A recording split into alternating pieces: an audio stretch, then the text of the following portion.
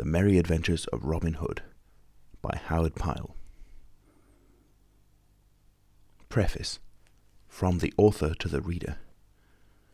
You who so plod amid serious things that you feel it shame to give yourself up, even for a few short moments, to mirth and joyousness in the land of fancy, you who think that life hath naught to do with innocent laughter that can harm no one, these pages are not for you. Clap to the leaves and go no farther than this, for I tell you plainly that if you go farther you will be scandalized by seeing good, sober folks of real history so frisk and caper in gay colours and motley that you would not know them but for the names tagged to them. Here is a stout, lusty fellow with a quick temper, yet none so ill for all that, who goes by the name of Henry II. Here is a fair, gentle lady, before whom all others bow and call her Queen Eleanor. Here is a fat rogue of a fellow, dressed up in rich robes of a clerical kind, that all the good folk call my Lord Bishop of Hereford. Here is a certain fellow with a sour temper and a grim look, the worshipful the Sheriff of Nottingham. And here, above all, is a great, tall, merry fellow that roams the greenwood and joins in homely sports, and sits beside the Sheriff at merry feast, which same beareth the name of the proudest of the Plantagenets, Richard of the Lion's Heart.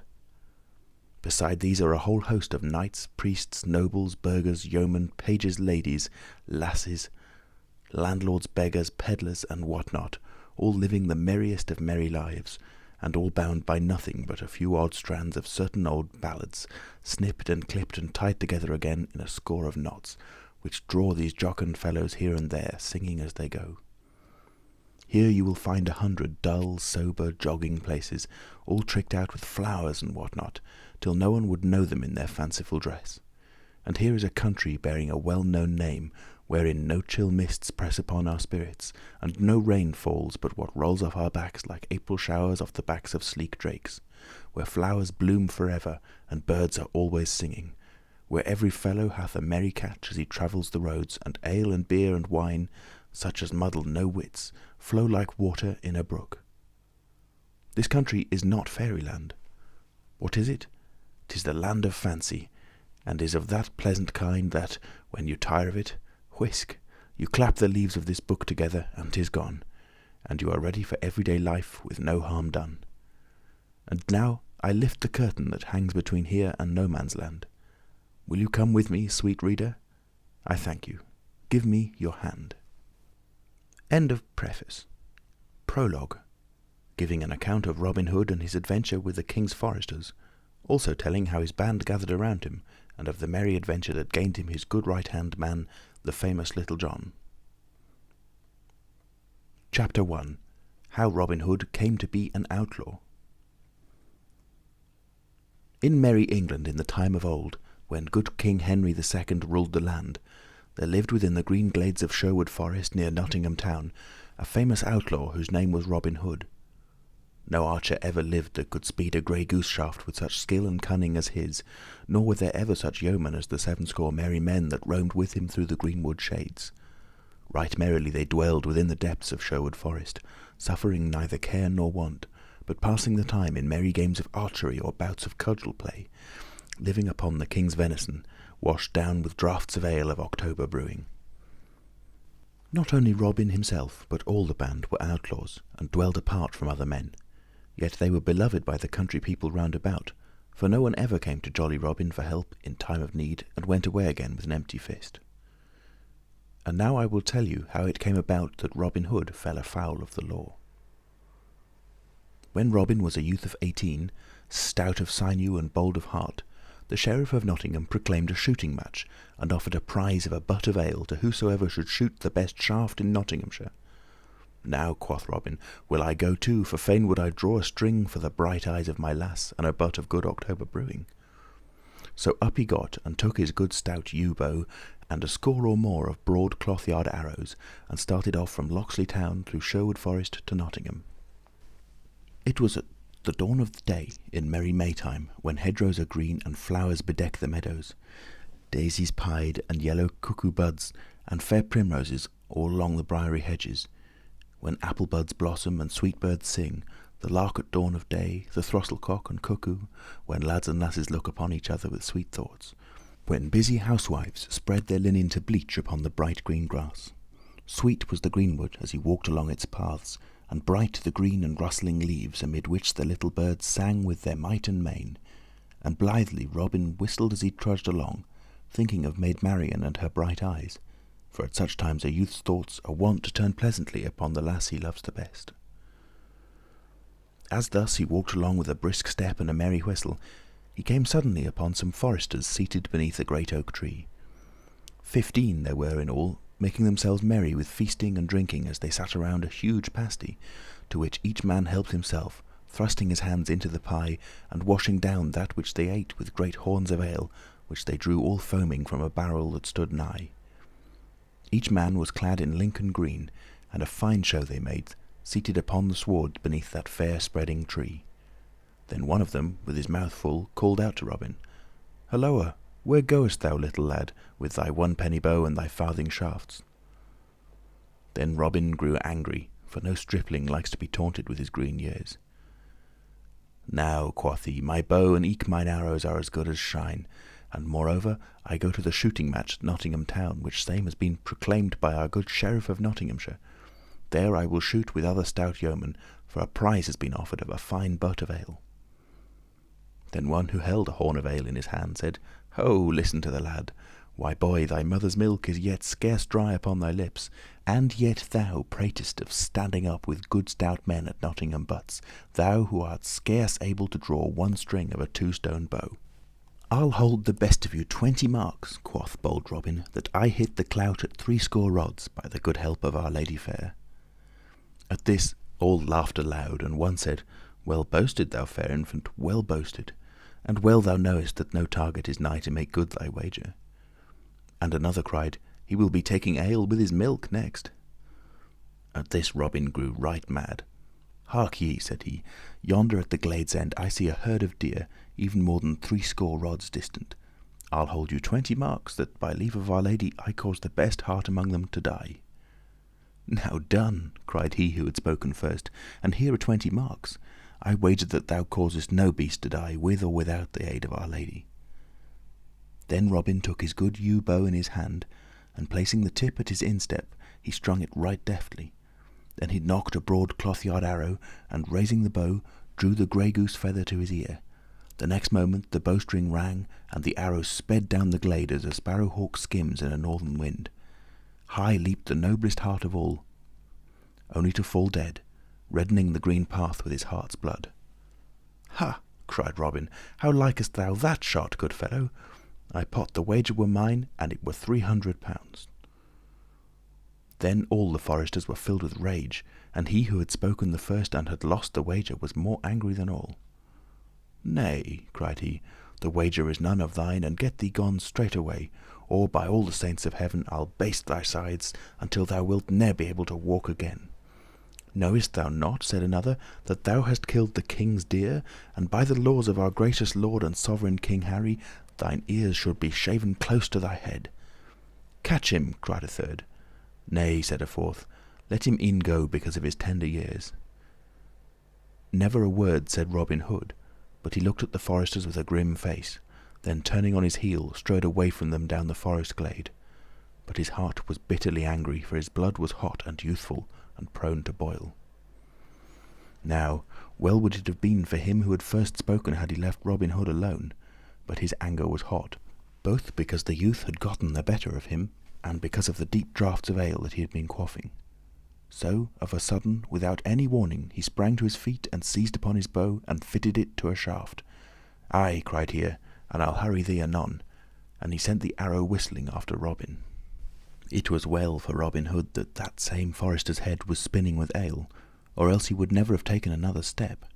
As it was, the arrow whistled within 3 inches of his head. Then he turned around and quickly drew his own bow and sent an arrow back in return. "Ye said I was no archer," cried he aloud, "but say so now again." The shaft flew straight. The archer fell forward with a cry, and lay on his face upon the ground, his arrows rattling about him from out of his quiver, the grey goose shaft wet with his heart's blood. Then, before the others could gather their wits about them, Robin Hood was gone into the depths of the greenwood. Some started after him, but not with much heart, for each feared to suffer the death of his fellow. So presently they all came and lifted the dead man up and bore him away to Nottingham town. Meanwhile Robin Hood ran through the greenwood. Gone was all the joy and brightness from everything, for his heart was sick within him, and it was borne in upon his soul that he had slain a man. "Alas," cried he, "thou hast found me an archer that will make thy wife to ring. I would that thou hadst ne'er said one word to me, or that I had never passed thy way, or e'en that my right forefinger had been stricken off ere that this had happened. In haste I smote, but grieve I saw at leisure." And then, even in his trouble, he remembered the old saw that what is done, and the egg cracked cannot be cured. And so he came to dwell in the greenwood that was to be his home for many a year to come, never again to see the happy days with the lads and lasses of sweet Locksley town, for he was outlawed, not only because he had killed a man, but also because he had poached upon the king's deer, and £200 was set upon his head as a reward for whoever would bring him to the court of the king. Now the Sheriff of Nottingham swore that he himself would bring this knave Robin Hood to justice, and for two reasons. First, because he wanted the £200, and next, because the forester that Robin Hood had killed was of kin to him. But Robin Hood lay hidden in Sherwood Forest for 1 year, and in that time there gathered around him many others like himself, cast out from other folk for this cause and for that. Some had shot deer in hungry winter time when they could get no other food, and had been seen in the act by the foresters, but had escaped, thus saving their ears. Some had been turned out of their inheritance, that their farms might be added to the king's land in Sherwood Forest. Some had been despoiled by a great baron or a rich abbot or a powerful esquire. All, for one cause or another, had come to Sherwood to escape wrong and oppression. So in all that year 50 or more good stout yeomen gathered around Robin Hood, and chose him to be their leader and chief. Then they vowed that even as they themselves had been despoiled, they would despoil their oppressors, whether baron, abbot, knight, or squire, and that from each they would take that which had been wrung from the poor by unjust taxes or land rents or in wrongful fines. But to the poor folk they would give a helping hand in need and trouble, and would return to them that which had been unjustly taken from them. Besides this, they swore never to harm a child, nor to wrong a woman, be she maid, wife, or widow, so that after a while, when the people began to find that no harm was meant to them, but that money or food came in time of want to many a poor family, they came to praise Robin and his merry men, and to tell many tales of him and of his doings in Sherwood Forest, for they felt him to be one of themselves. Up rose Robin one merry morn, when all the birds were singing blithely among the leaves, and up rose all his merry men, each fellow washing his head and hands in the cold brown brook that leaped laughing from stone to stone. Then said Robin, "For 14 days have we seen no sport, so now I will go abroad to seek adventures forthwith. But tarry ye, my merry men all, here in the greenwood, only see that ye mind well my call. 3 blasts upon the bugle horn I will blow in my hour of need. Then come quickly, for I shall want your aid." So saying, he strode away through the leafy forest glades until he had come to the verge of Sherwood. There he wandered for a long time, through highway and byway, through dingley dell and forest skirts. Now he met a fair buxom lass in a shady lane, and each gave the other a merry word and passed their way. Now he saw a fair lady upon an ambling pad, to whom he doffed his cap, and who bowed sedately in return to the fair youth. Now he saw a fat monk on a pannier-laden ass, now a gallant knight with spear and shield and armour that flashed brightly in the sunlight, now a page clad in crimson, and now a stout burgher from good Nottingham town, pacing along with serious footsteps. All these sights he saw, but adventure found he none. At last he took a road by the forest skirts, a bypath that dipped toward a broad pebbly stream spanned by a narrow bridge made of a log of wood.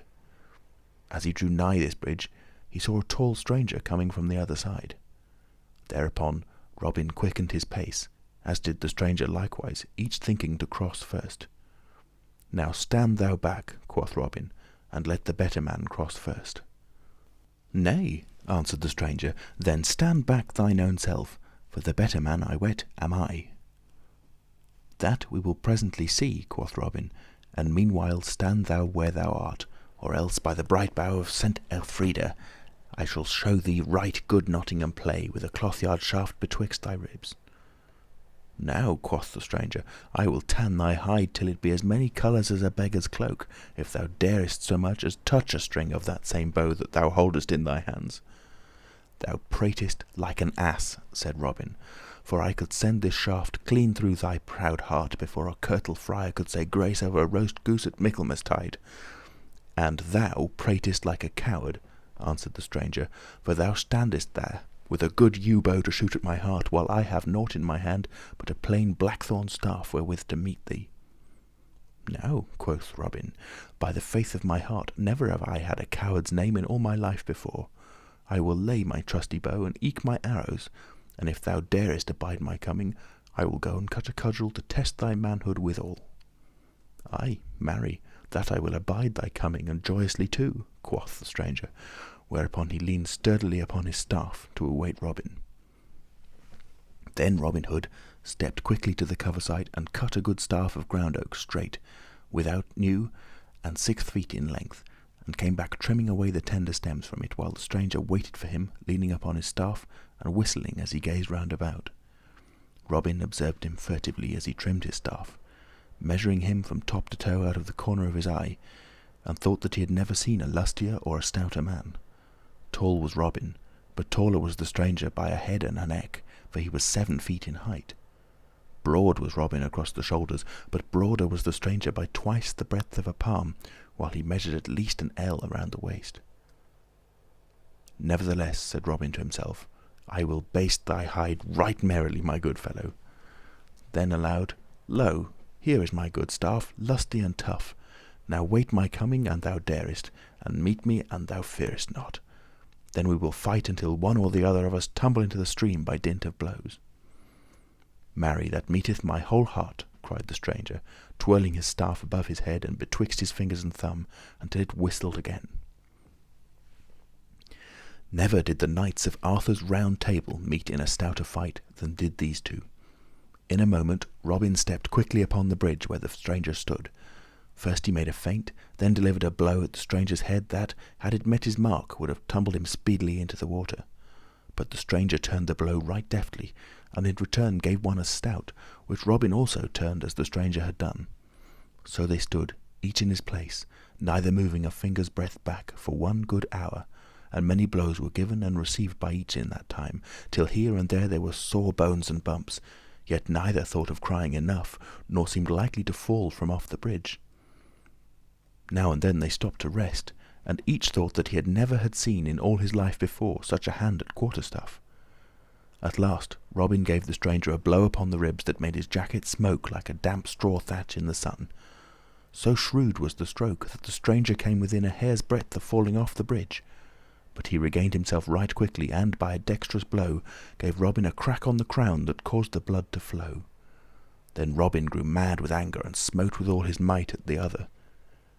But the stranger warded the blow, and once again thwacked Robin, and this time so fairly that he fell heels over head into the water, as the queen pin falls in a game of bowls. "And where art thou now, my good lad?" shouted the stranger, roaring with laughter. "Oh, in the flood and floating adown with the tide," cried Robin, nor could he forbear laughing himself at his sorry plight. Then gaining his feet, he waded to the bank, the little fish speeding hither and thither, all frightened at his splashing. "Give me thy hand," cried he, when he had reached the bank. "I must needs own thou art a brave and sturdy soul, and withal a good stout stroke with the cudgels. By this and by that my head hummeth like to a hive of bees on a hot June day." Then he clapped his horn to his lips, and winded a blast that went echoing sweetly down the forest paths. "Ay, marry," quoth he again, "thou art a tall lad, and eke a brave one, for ne'er, I bow, is there a man betwixt here and Canterbury town could do the like to me that thou hast done." "And thou," quoth the stranger, laughing, "takest thy cudgelling like a brave heart and a stout yeoman." But now the distant twigs and branches rustled with the coming of men, and suddenly a score or two of good stout yeomen, all clad in Lincoln green, burst from out the covert, with merry Will Stutely at their head. "Good master," cried Will, "how is this? Truly thou art all wet from head to foot, and that to the very skin." "Why, marry," answered jolly Robin, Yon stout fellow hath tumbled me neck and crop into the water, and hath given me a drubbing beside." "Then shall he not go without a ducking and eke a drubbing himself," cried Will Stutely. "Have at him, lads." Then Will and a score of yeomen leaped upon the stranger, but though they sprang quickly, they found him ready and felt him strike right and left with his stout staff, so that, though he went down with press of numbers, some of them rubbed cracked crowns before he was overcome. "Nay, forbear," cried Robin, laughing, until his sore sides ached again. "Nay, forbear," cried Robin, laughing until his sore sides ached again. "He is a right good man and true, and no harm shall befall him. Now hark ye, good youth, wilt thou stay with me and be one of my band? 3 suits of Lincoln green shalt thou have each year, besides 40 marks in fee, and share with us whatsoever good shall befall us. Thou shalt eat sweet venison and quaff the stoutest ale, and mine own good right-hand man shalt thou be. For never did I see such a cudgel player in all my life before. Speak, wilt thou be one of my good merry men?" "That know I not," quoth the stranger surlily, for he was angry at being so tumbled about. "If ye handle yew bow and apple shaft no better than ye do oak and cudgel, I wot ye are not fit to be called yeomen in my country. But if there be any man here that can shoot a better shaft than I, then will I bethink me of joining with you." "Now, by my faith," said Robin, "thou art a right saucy varlet, sirrah. Yet I will stoop to thee as I have never stooped to man before. Good Stutely, cut thou a fair white piece of bark 4 fingers in breadth, and set it 80 yards distant on yonder oak. Now, stranger, hit that fairly with a grey goose shaft, and call thyself an archer." "Ay, marry, that I will," answered he. "Give me a good stout bow and a fair broad arrow, and if I hit it not, strip me and beat me blue with bowstrings." Then he chose the stoutest bow among them all, next to Robin's own, and a straight grey goose shaft, well feathered and smooth, and stepping to the mark, while all the band sitting or lying upon the greensward watched to see him shoot, he drew the arrow to his cheek and loosed the shaft right deftly, sending it so straight down the path that it clove the mark in the very centre. "Aha!" cried he, "mend thou that if thou canst," while even the yeomen clapped their hands at so fair a shot. "That is a keen shot indeed," quoth Robin. "Mend it I cannot, but mar it I may perhaps." Then taking up with his own good stout bow and nocking an arrow with care, he shot with his very greatest skill. Straight flew the arrow, and so true that it lit fairly upon the stranger's shaft and split it into splinters. Then all the yeomen leapt to their feet and shouted for joy that their master had shot so well. "Now, by the lusty yew bow of good Saint Withold," cried the stranger, "that is a shot indeed, and never saw I the like in all my life before. Now truly will I be thy man henceforth and for aye. Good Adam Bell was a fair shot, but never shot he so." "Then have I gained a right good man this day," quoth jolly Robin. "What name goest thou by, good fellow?" "Men call me John Little, whence I came," answered the stranger. Then Will Stutely, who loved a good jest, spoke up. "Nay, fair little stranger," said he, "I like not thy name, and fain would I have it otherwise. Little art thou indeed, and small of bone and sinew, therefore shalt thou be christened Little John, and I will be thy godfather." Then Robin Hood and all his band laughed aloud until the stranger began to grow angry. "And thou make a jest of me," quoth he to Will Stutely. "Thou wilt have sore bones and little pay, and that in short season."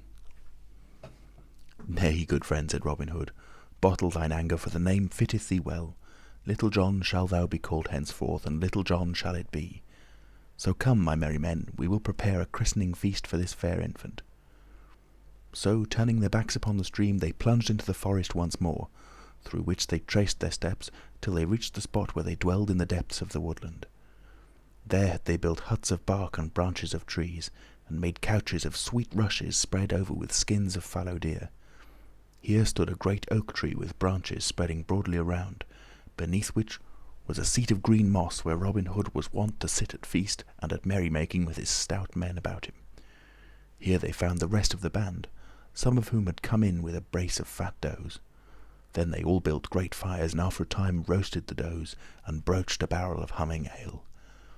Then when the feast was ready they all sat down, but Robin placed Little John at his right hand, for he was henceforth to be the second of the band. Then, when the feast was done, Will Stutely spoke up. "It is now time, I ween, to christen our bonny babe. Is it not so, merry boys?" And "Aye, aye," cried all, laughing till the woods echoed with their mirth. "Then 7 sponsors shall we have," quoth Will Stutely, and hunting among the band, he chose the 7 stoutest men of them all. "Now, by Saint Dunstan," cried Little John, springing to his feet, "more than one of you shall rue it an you lay a finger on me." But without a word they all ran upon him at once, seizing him by his legs and arms, and holding him tightly in spite of his struggles. They bore him forth, while all stood around to see the sport. Then one came forward who had been chosen to play the priest, because he had a bald crown, and in his hand he carried a brimming pot of ale. "Now, who bringeth this babe?" asked he right soberly. "That do I," answered Will Stutely. "And what name callest thou him?" "Little John call I him." "Now, Little John," quoth the mock priest, "thou hast not lived heretofore, but only get thee along through the world, but henceforth thou wilt live indeed. When thou livedst not, thou wast called John Little, but now that thou dost live indeed, Little John shalt thou be called, so christen I thee." And at these words he emptied the pot of ale upon Little John's head. Then all shouted with laughter as they saw the good brown ale stream over Little John's beard and trickle from his nose and chin, while his eyes blinked with the smart of it. At first he was of a mind to be angry, but found he could not, because the others were so merry. So he too laughed with the rest. Then Robin took his sweet pretty babe, clothed him all anew from toe to top in Lincoln green, and gave him a good stout bow, and so made him a member of the merry band. And thus it was that Robin Hood became outlawed. Thus a band of merry companions gathered about him, and thus he gained his right-hand man, Little John. And so the prologue ends. And now I will tell how the Sheriff of Nottingham 3 times sought to take Robin Hood, and how he failed each time. End of chapter 1. The Merry Adventures of Robin Hood by Howard Pyle. Part first, telling how the Sheriff of Nottingham swore that he would deal dole to Robin Hood, also how he made 3 trials thereat, but missed each time by a good bow's length. Chapter 2. Robin Hood and the Tinker. Now, it was told before how £200 were set upon Robin Hood's head, and how the Sheriff of Nottingham swore that he himself would seize Robin, both because he would fain have the £200, and because the slain man was a kinsman of his own.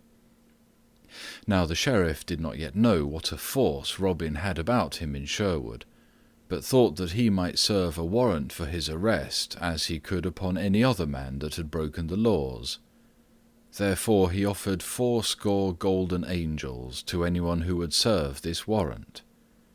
But men in Nottingham town knew more of Robin Hood and his doings than the Sheriff did, and many laughed to think of serving a warrant upon the bold outlaw, knowing well that all they would get for such service would be cracked crowns, so that no one came forward to take the matter in hand.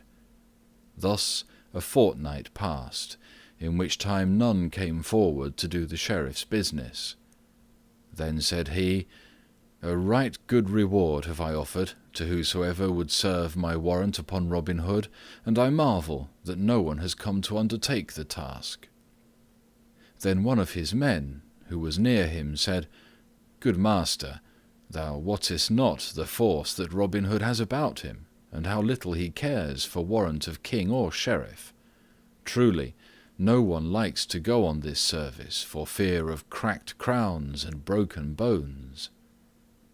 "Then I hold all Nottingham men to be cowards," said the Sheriff, "and let me see the man in all Nottinghamshire that dared disobey the warrant of our sovereign lord King Harry, for by the shrine of Saint Edmund I will hang him 40 cubits high. But if no man in Nottingham dare win 80 angels, I will send elsewhere, for there should be men of mettle somewhere in this land." Then he called upon a messenger in whom he placed great trust, and bade him saddle his horse and make ready to go to Lincoln town, to see whether he could find anyone there who would do his bidding and win the reward. So that same morning the messenger started forth upon his errand. Bright shone the sun upon the dusty highway that led from Nottingham to Lincoln, stretching away all white over hill and dale. Dusty was the highway, and dusty the throat of the messenger, so that his heart was glad when he saw before him the sign of the Blue Boar Inn, when somewhat more than half his journey was done. The inn looked fair to his eyes, and the shade of the oak trees that stood around it seemed cool and pleasant. So he alighted from his horse to rest himself for a time, calling for a pot of ale to refresh his thirsty throat. Then he saw a party of right jovial fellows seated beneath the spreading oak that shaded the greensward in front of the door. There was a tinker, 2 barefoot friars, and a party of 6 of the king's foresters, all clad in Lincoln green, and all of them were quaffing humming ale and singing merry ballads of the good old times.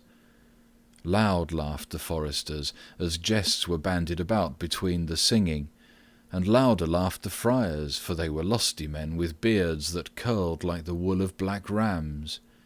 But loudest of all laughed the tinker, and he sang more sweetly than any of the rest. His bag and his hammer hung upon a twig of the oak tree, and near by leaned his good stout cudgel, as thick as his wrist and knotted at the end. "Come," cried one of the foresters to the tired messenger, "come join us for this shot. Ho, landlord, bring a fresh pot of ale for each man." The messenger was glad enough to sit down along with the others who were there, for his limbs were weary, and the ale was good. "Now, what news bearest thou so fast?" quoth one, "and whither ridest thou to-day?" The messenger was a chatty soul, and loved a bit of gossip dearly. Besides, the pot of ale warmed his heart, so that, settling himself in an easy corner of the inn bench, while the host leaned upon the doorway, and the hostess stood with her hands beneath her apron, he unfolded his budget of news with great comfort.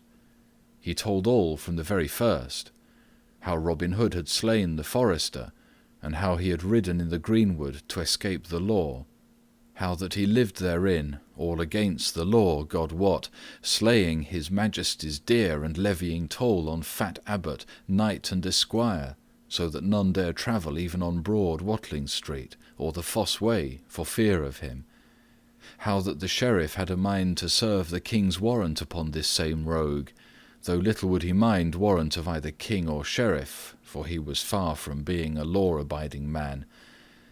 Then he told how none could be found in all Nottingham town to serve this warrant, for fear of cracked pates and broken bones, and how that he, the messenger, was now upon his way to Lincoln town, to find of what mettle the Lincoln men might be. "Now come I, forsooth, from good Banbury town," said the jolly tinker, "and no one nigh Nottingham, nor Sherwood either, and that be the mark, can hold cudgel with my grip. Why, lads, did I not meet that mad wag Simon of Ely, even at the famous fair at Hertford town, and beat him in the ring at the same place before Sir Robert of Leslie and his lady? This same Robin Hood, of whom I wot I never heard before, is a right merry blade. But gin he be strong, am I stronger? And gin he be sly, am I not slyer? Now by the bright eyes of Nan of the Mill, and by mine own name, and that's Wat o' the Crabstaff, and by mine own mother's son, and that's myself, will I, even I, Wat o' the Crabstaff, meet this same sturdy rogue, and gin he mind not the seal of our glorious sovereign King Harry, and the warrant of the good Sheriff of Nottinghamshire, I will so bruise, beat, and bemaul his pate, that he shall never move finger or toe again. Hear ye that, bully boys?" "Now art thou the man of my farthing," cried the messenger, "and back thou goest with me to Nottingham town." "Nay," quoth the tinker, shaking his head slowly from side to side, "go I with no man, gin it be not with mine own free will." "Nay, nay," said the messenger, "no man is there in Nottinghamshire could make thee go against thy will, thou brave fellow." "Ay, that be I brave," said the tinker. "Ay, marry," said the messenger, "thou art a brave lad, but our good sheriff hath offered 80 angels of bright gold to whosoever shall serve the warrant upon Robin Hood, though little good will it do." "Then I will go with thee, lad. Do but wait till I get my bag and hammer and my cudgel. Ay, let me but meet this same Robin Hood, and let me see whether he will not mind the king's warrant." So, after having paid their score, the messenger, with the tinker striding beside his nag, started back to Nottingham again. One bright morning, soon after this time, Robin Hood started off to Nottingham town to find what was a-doing there, walking merrily along the roadside where the grass was sweet with daisies, his eyes wandering and his thoughts also. His bugle horn hung at his hip, and his bow and arrows at his back, while in his hand he bore a good stout oaken staff, which he twirled with his fingers as he strolled along. As thus he walked down a shady lane, he saw a tinker coming, trolling a merry song as he drew nigh. On his back hung his bag and his hammer, and in his hand he carried a right stout crabstaff, full 6 feet long, and thus sang he: "In peace cod time, when hound to horn gives ear till buck be killed, and little lads with pipes of corn sit keeping beasts afield." "Hallo, good friend," cried Robin. "I went to gather strawberries." "Hallo," cried Robin again, "by woods of graves full fair." "Oh, hallo! Art thou deaf, man?" "Good friend, say I." "And who art thou, dost so boldly check a fair song?" quoth the tinker, stopping in his singing. "Hallo thine own self, whether thou be good friend or no. But let me tell thee, thou stout fellow, gin thou be a good friend, it were well for us both. But gin thou be no good friend, it were ill for thee." "And whence comest thou, my lusty blade?" quoth Robin. "I come from Banbury," answered the tinker. "Alas," quoth Robin, "I hear there is sad news this merry morn." "Ha! Is it indeed so?" cried the tinker eagerly. "Prithee tell it speedily, for I am a tinker by trade, as thou seest, and as I am in my trade I am greedy for news, even as a priest is greedy for farthings." "Well then," quoth Robin, "list thou, and I will tell. But bear thyself up bravely, for the news is sad, I wot. Thus it is, I hear that 2 tinkers are in the stocks for drinking ale and beer." "Now a murrain seize thee and thy news, thou scurvy dog, for thou speakest but ill of good men. But sad news it is indeed, gin there be 2 stout fellows in the stocks." "Nay," said Robin, "thou hast missed the mark, and dost but weep for the wrong sow. The sadness of the news lieth in that there be but 2 in the stocks, for the others do roam the country at large." "Now, by the pewter platter of St. Dunstan," cried the tinker, "I have a good part of a mind to baste thy hide for thine ill jest. But gin men be put in the stocks for drinking ale and beer, I trow thou wouldst not lose thy part." Loud laughed Robin and cried, "Now, well taken, tinker, well taken.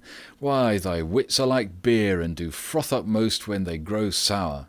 But right art thou, man, for I love ale and beer right well.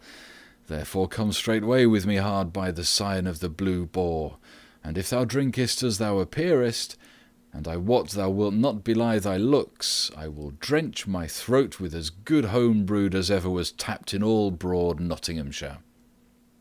"Now, by my faith," said the tinker, "thou art a right good fellow in spite of thy scurvy jests. I love thee, my sweet chuck, and gin I go not with thee to that same Blue Boar, thou mayst call me a heathen." "Tell me thy news, good friend, I prithee," quoth Robin, as they trudged along together, "for tinkers, I ween, are as full of news as an egg of meat." "Now I love thee as my brother, my bully blade," said the tinker, "else I would not tell thee my news. For sly am I, man, and I have in hand a grave undertaking that doth call for all my wits. For I come to seek a bold outlaw that men hereabouts call Robin Hood. Within my pouch I have a warrant, all fairly written out on parchment, forsooth, with a good red seal for to make it lawful. Could I but meet this same Robin Hood, I would serve it upon his dainty body, and if he minded it not, I would beat him till every one of his ribs would cry Amen. But thou livest hereabouts. Mayhap thou knowest Robin Hood thyself, good fellow." "Ay, marry, that I do somewhat," quoth Robin, "and I have seen him this very morn. But, Tinker, men say that he is but a sad, sly thief. Thou hadst better watch thy warrant, man, or else he may steal it out of thy very pouch."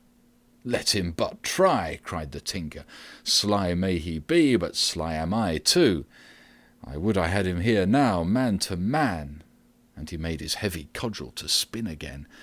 "But what manner of man is he, lad?"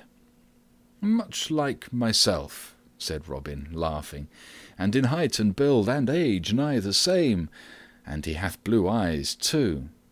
"Nay," quoth the Tinker, "thou art but a green youth. I thought him to be a great bearded man. Nottingham men feared him so."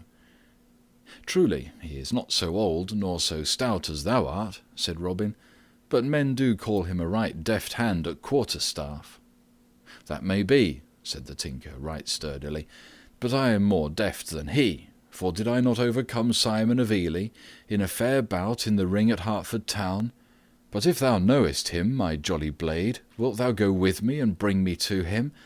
80 bright angels hath the sheriff promised me if I serve the warrant upon the knave's body, and 10 of them will I give to thee if thou showest me him." "Ay, that I will," quoth Robin, "but show me thy warrant, man, until I see whether it be good or no." "That will I not do, even to mine own brother," answered the Tinker. "No man shall see my warrant till I serve it upon yon fellow's own body." "So be it," quoth Robin, "and thou show it not to me, I know not to whom thou wilt show it. But here we are at the sign of the Blue Boar, so let us in and taste his brown October." No sweeter inn could be found in all of Nottinghamshire than that of the Blue Boar. None had such lovely trees standing around, or was so covered with trailing clematis and sweet woodbine. None had such good beer and such humming ale, nor in winter time, when the north wind howled and snow drifted around the hedges, was there to be found elsewhere such a roaring fire as blazed upon the hearth of the Blue Boar.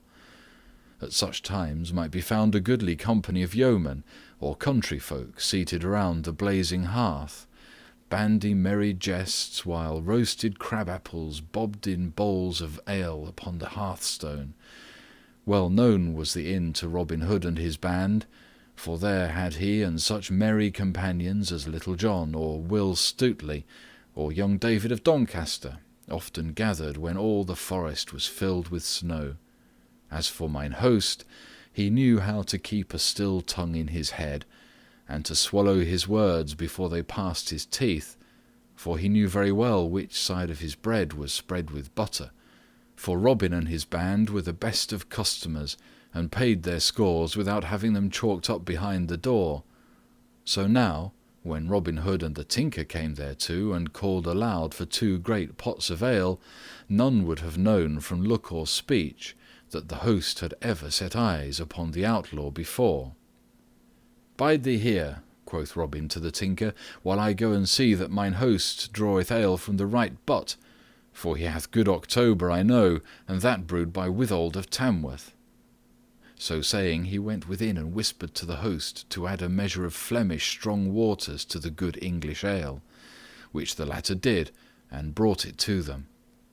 "By Our Lady," said the Tinker, after a strong draught of the ale, "yon same Withold of Tamworth, a right good Saxon name too, I'd have you know, breweth the most humming ale that ever passed the lips of Watter the Crabstaff." "Drink, man, drink," cried Robin, only wetting his own lips meanwhile. "Ho, landlord, bring my friend another pot of the same. And now for a song, my jolly blade." "Ay, that will I give thee a song, my jolly fellow," quoth the Tinker, "for I never tasted such ale in all my days before. By Our Lady, it doth make my head hum even now. Hey, dame hostess, come listen, and thou wouldst hear a song, And thou too, thou bonny lass, for never do I sing as well as when bright eyes do look upon me the while." Then he sang an ancient ballad of the time of good King Arthur, called The Marriage of Sir Gawain, which you may sometime read yourself in stout English of early times.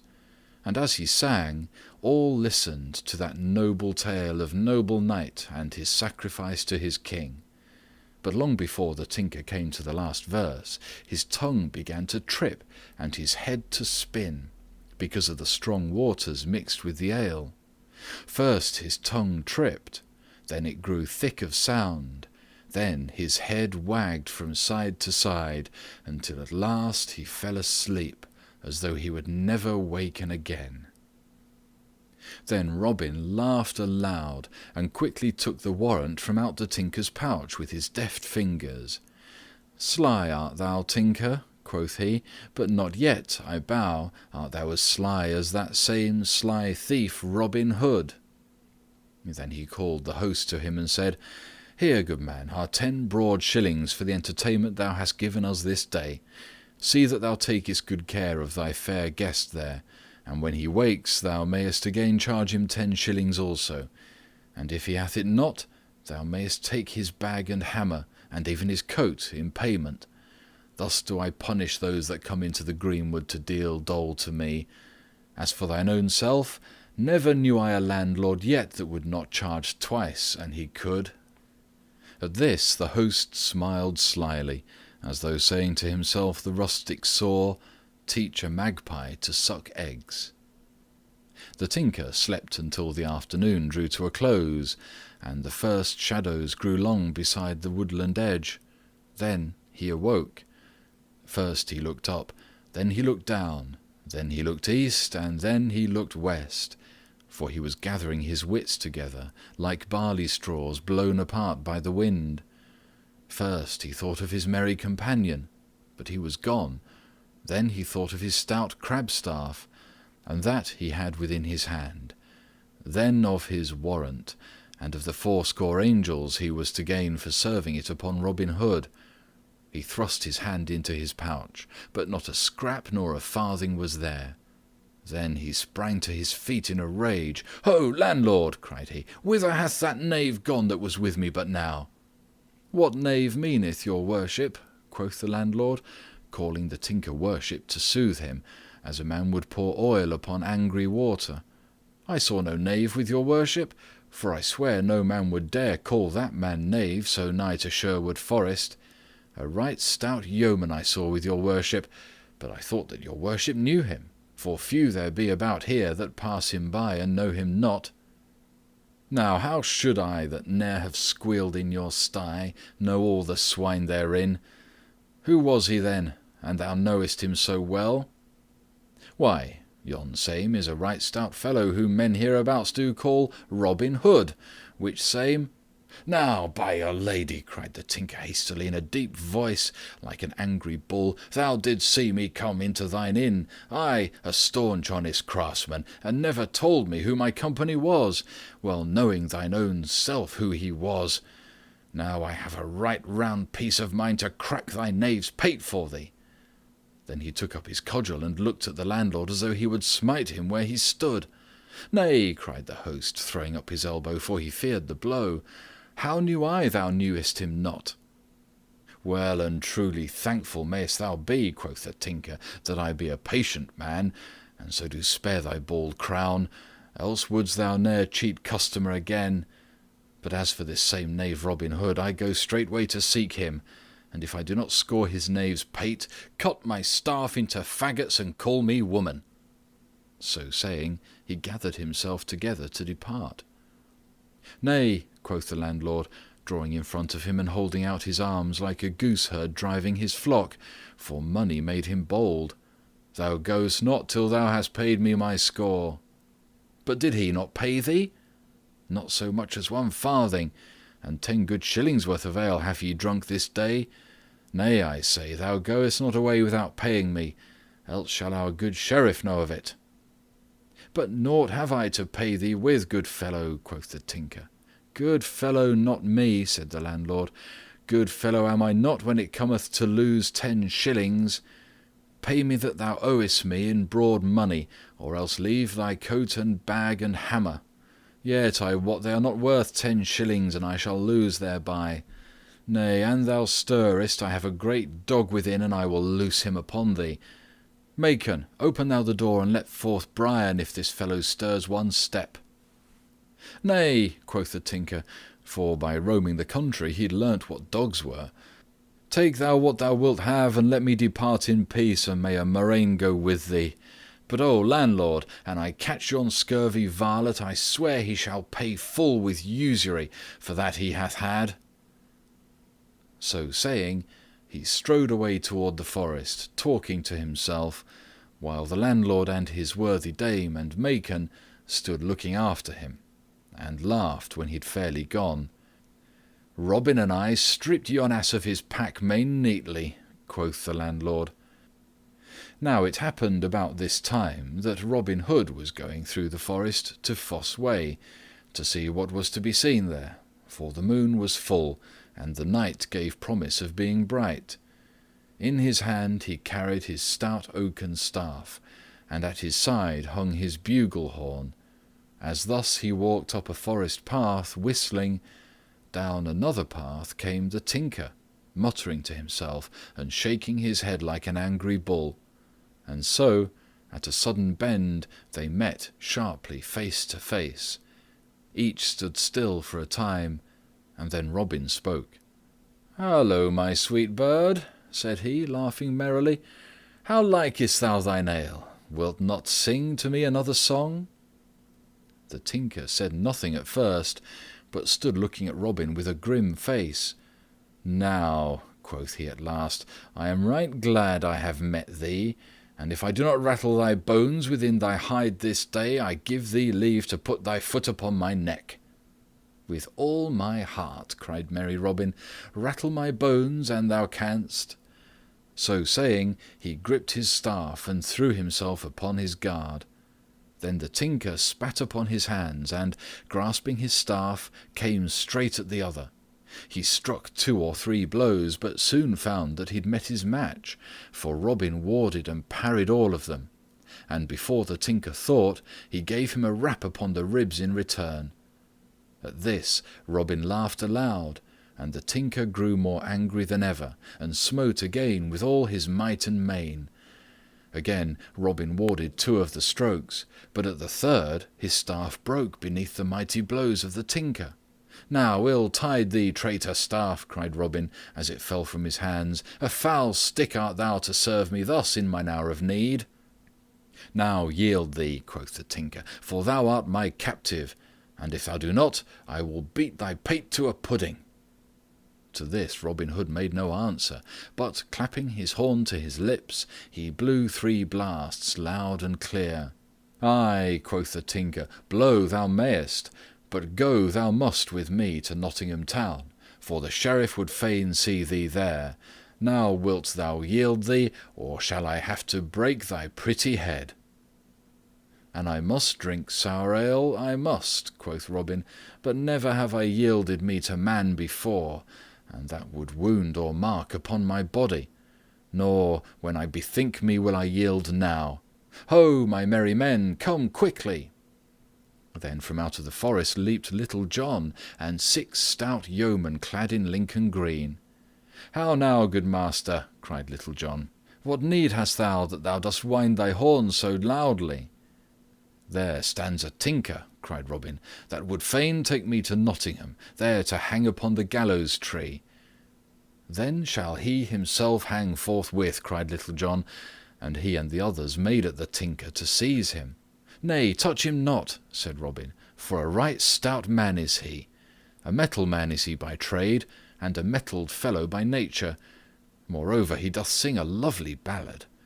Say, good fellow, wilt thou join my merry men all? 3 suits of Lincoln green shalt thou have a year, besides 40 marks in fee. Thou shalt share all with us, and lead a right merry life in the greenwood. For cares have we not, and misfortune cometh not upon us within the sweet shades of Sherwood. where we shoot the dun deer and feed upon venison and sweet oaten cakes, and curds and honey. Wilt thou come with me?"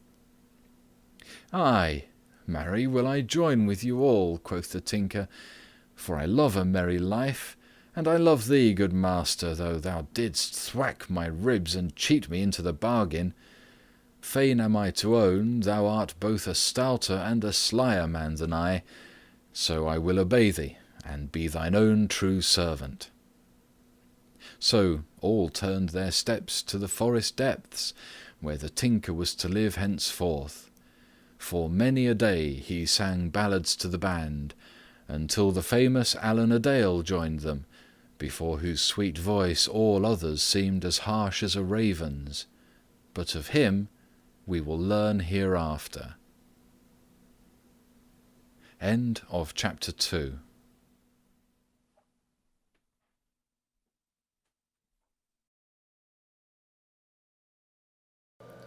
The Merry Adventures of Robin Hood by Howard Pyle. Chapter 3. The Shooting Match at Nottingham Town.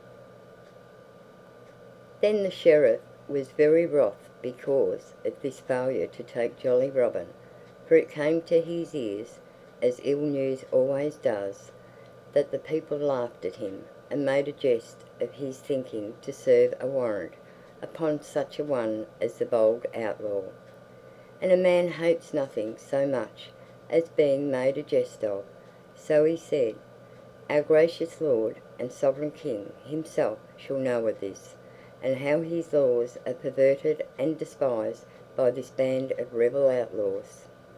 As for yon traitor tinker, him will I hang, if I catch him, upon the highest gallows tree in all Nottinghamshire." Then he bade all his servants and retainers to make ready to go to London town, to see and speak with the king. At this there was bustling at the sheriff's castle, and men ran hither and thither, upon this business and upon that, while the forge fires of Nottingham glowed red far into the night like twinkling stars, for all the smiths of the town were busy making or mending armour for the sheriff's troop of escort. For 2 days this labour lasted. Then, on the third, all was ready for the journey. So forth they started in the bright sunlight, from Nottingham town to Fossway, and thence to Watling Street. And so they journeyed for 2 days, until they saw at last the spires and towers of great London town, and many folks stopped, as they journeyed along, and gazed at the show they made riding along the highways, with their flashing armour and gay plumes and trappings. In London King Henry and his fair Queen Eleanor held their court, gay with ladies in silks and satins and velvets and cloth of gold, and also brave knights and gallant courtiers. Thither came the sheriff and was shown into the king's presence. A boon, quoth he, as he knelt upon the ground. "Now what wouldst thou have?" said the king. "Let us hear what may be thy desires." "Oh, good my lord and sovereign," spake the sheriff, "in Sherwood Forest, in our own good shire of Nottingham, liveth a bold outlaw whose name is Robin Hood." "In good sooth," said the king, "his doings have reached even our own royal ears. He is a saucy, rebellious varlet, yet, I am fain to own, a right merry soul withal." "But hearken, O my most gracious sovereign," said the sheriff. "I sent a warrant to him with thine own royal seal attached, by a right lusty knave, but he beat the messenger and stole the warrant, and he killeth thy deer and robbeth thine own liege subjects, even upon the great highways." "Why, how now?" quoth the king wrathfully. "What wouldst thou have me do? Comest thou not to me with a great array of men at arms and retainers, and yet art not able to take a single band of lusty knaves without armour on breast, in thine own county? What wouldst thou have me do? Art thou not my sheriff? Are not my laws in force in Nottinghamshire? Canst thou not take thine own course against those that break the laws or do any injury to thee or thine? Go, get thee gone, and think well. Devise some plan of thine own, but trouble me no further. But look well to it, Master Sheriff, for I will have my laws obeyed by all men within my kingdom, and if thou art not able to enforce them, thou art no sheriff of me.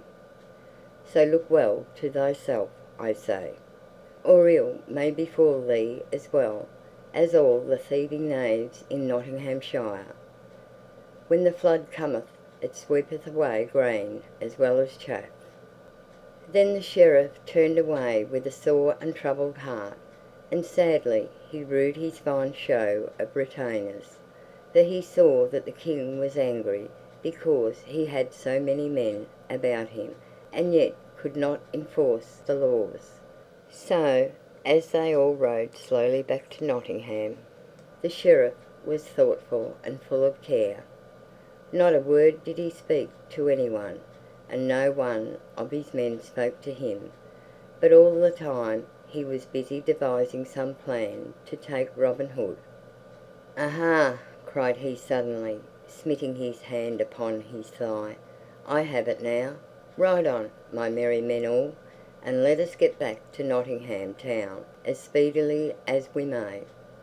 And mark well my words, before a fortnight is past, that evil knave Robin Hood will be safely clapped into Nottingham jail." But what was the Sheriff's plan?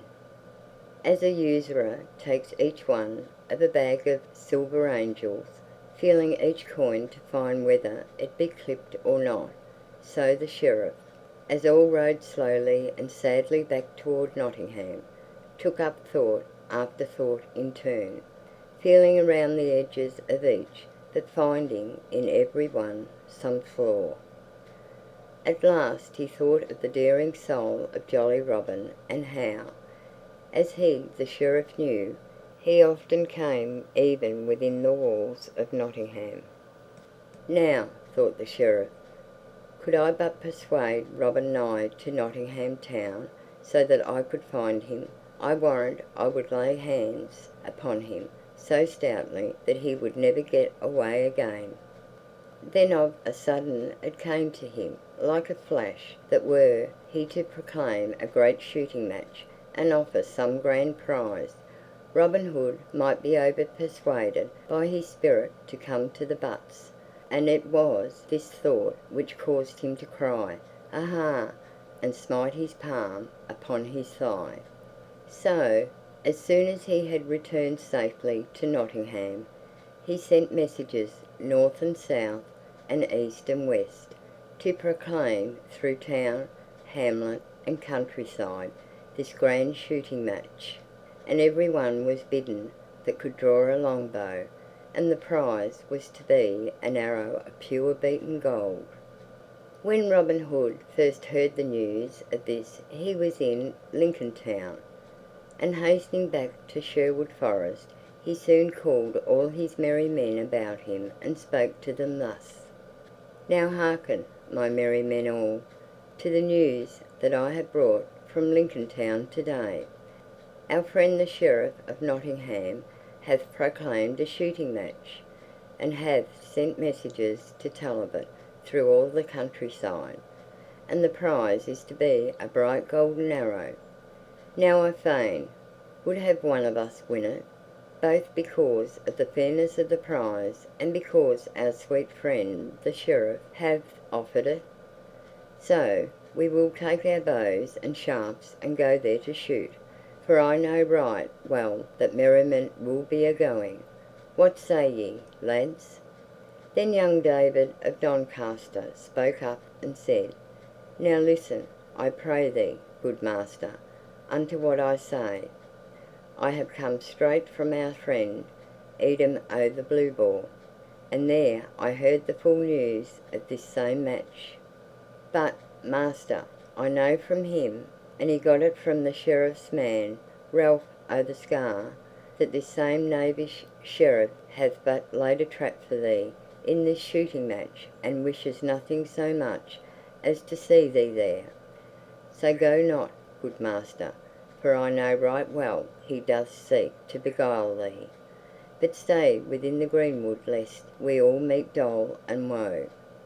"Now," quoth Robin, "thou art a wise lad, and keepest thine ears open and thy mouth shut, as becometh a wise and crafty woodsman. But shall we let it be said that the Sheriff of Nottingham did cowbold Robin Hood and 70 as fair archers as are in all merry England? Nay, good David, what thou tellest me maketh me to desire the prize even more than I else should do. But what saith our good gossip Swanthold? Is it not, a hasty man burneth his mouth, and the fool that keepeth his eyes shut falleth into the pit?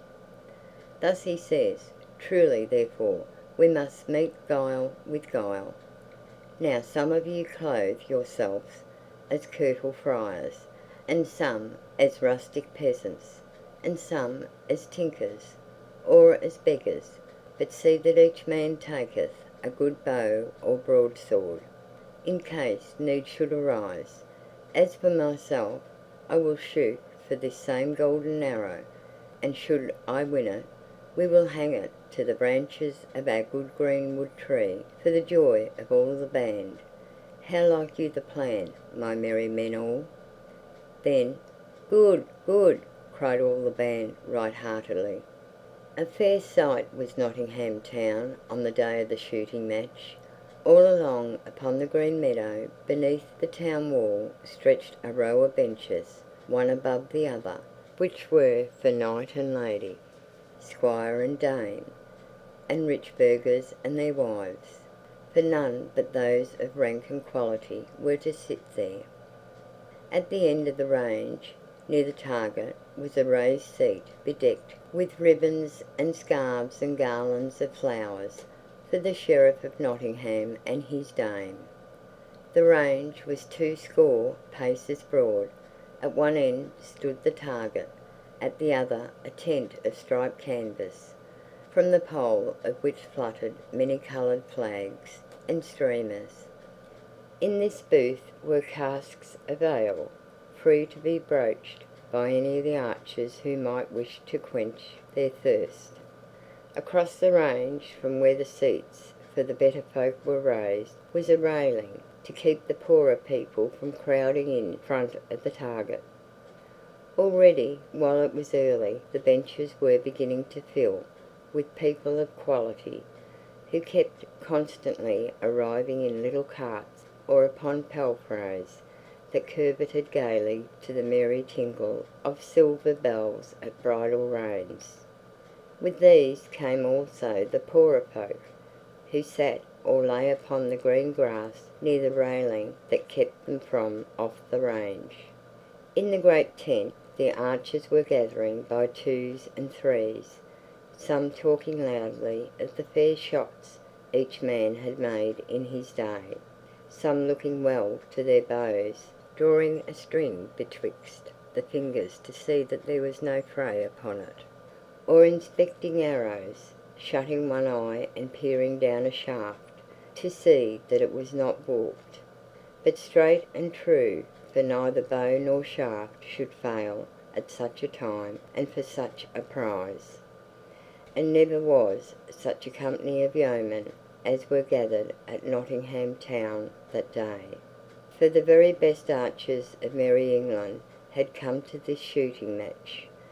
There was Gill o' the Red Cap, the Sheriff's own head archer, and Deacon Cruikshank of Lincoln Town, and Adam o' the Dell, a man of Tamworth, of 80 years and more, yet hale and lusty still, who in his time had shot in the famous match at Woodstock, and had there beaten that renowned archer Clem o' the Clough. And many more famous men of the longbow were there, whose names have been handed down to us in goodly ballads of the olden time. But now all the benches were filled with guests, lord and lady, burgher and dame, when at last the Sheriff himself came with his lady, he riding with stately mien upon his milk-white horse, and she upon her brown filly. Upon his head he wore a purple velvet cap, and purple velvet was his robe, all trimmed about with rich ermine. His jerkin and hose were of sea-green silk, and his shoes of black velvet. The pointed toes fastened to his garters with golden chains. A golden chain hung about his neck, and at his collar was a great carbuncle set in red gold. His lady was dressed in blue velvet, all trimmed with swan's down, so they made a gallant sight as they rode along side by side, and all the people shouted from where they crowded across the space from the gentlefolk. So the Sheriff and his lady came to their place, where men-at-arms with hauberk and spear stood about waiting for them. Then when the Sheriff and his dame had sat down, he bade his herald wind upon his silver horn, who thereupon sounded 3 blasts that came echoing cheeringly back from the grey walls of Nottingham. Then the archers stepped forth to their places, while all the folks shouted with a mighty voice, each man calling upon his favourite yeoman. "Redcap," cried some. "Cruikshank," cried others.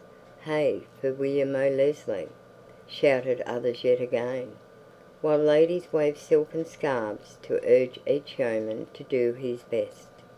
Then the herald stood forth and loudly proclaimed the rules of the game as follows: "Shoot each man from yon mark, which is 70 yards and 10 from the target. 1 arrow shooteth each man first, and from all the archers shall the 10 that shooteth the fairest shafts be chosen for to shoot again.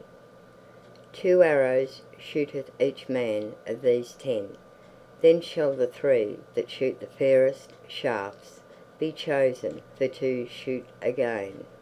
3 arrows shooteth each man of those 3, and to him that shooteth the fairest shafts shall the prize be given." Then the Sheriff leaned forward, looking keenly among the press of archers to find whether Robin Hood was among them. But no one was there clad in Lincoln green, such as was worn by Robin and his band. "Nevertheless," said the Sheriff to himself, "he may still be there, and I miss him among the crowd of other men. But let me see when but 10 men shoot, for I wot he will be among the 10, or I know him not." And now the archers shot, each man in turn, and the good folk never saw such archery as was done that day. 6 arrows were within the clout, 4 within the black, and only 2 smote the outer ring, so that when the last arrow sped and struck the target, all the people shouted aloud, for it was noble shooting. And now but 10 men were left, of all those that had shot before, and of these 10, 6 were famous throughout the land, and most of the folk gathered there knew them.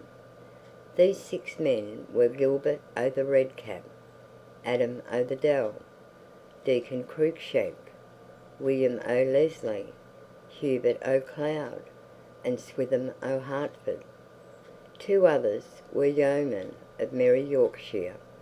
Another was a tall stranger in blue, who said he came from London town, and the last was a tattered stranger in scarlet, who wore a patch over one eye. "Now," quoth the Sheriff to a man-at-arms who stood near him, "seest thou Robin Hood amongst those 10? "Nay, that do I not, your worship," answered the man.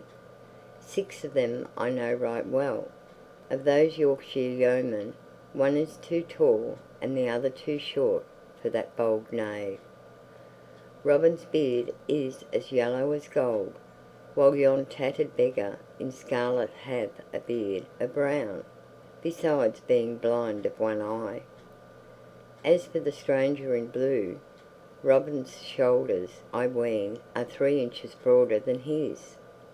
Then quoth the Sheriff, smiting his thigh angrily, "Yon knave is a coward as well as a rogue, and dares not show his face among good men and true." Then, after they had rested a short time, those 10 stout men stepped forth to shoot again. Each man shot 2 arrows, and as they shot, not a word was spoken, but all the crowd watched, with scarce a breath of sound. But when the last had shot his arrow, another great shout arose, while many cast their caps aloft for joy of such marvellous shooting.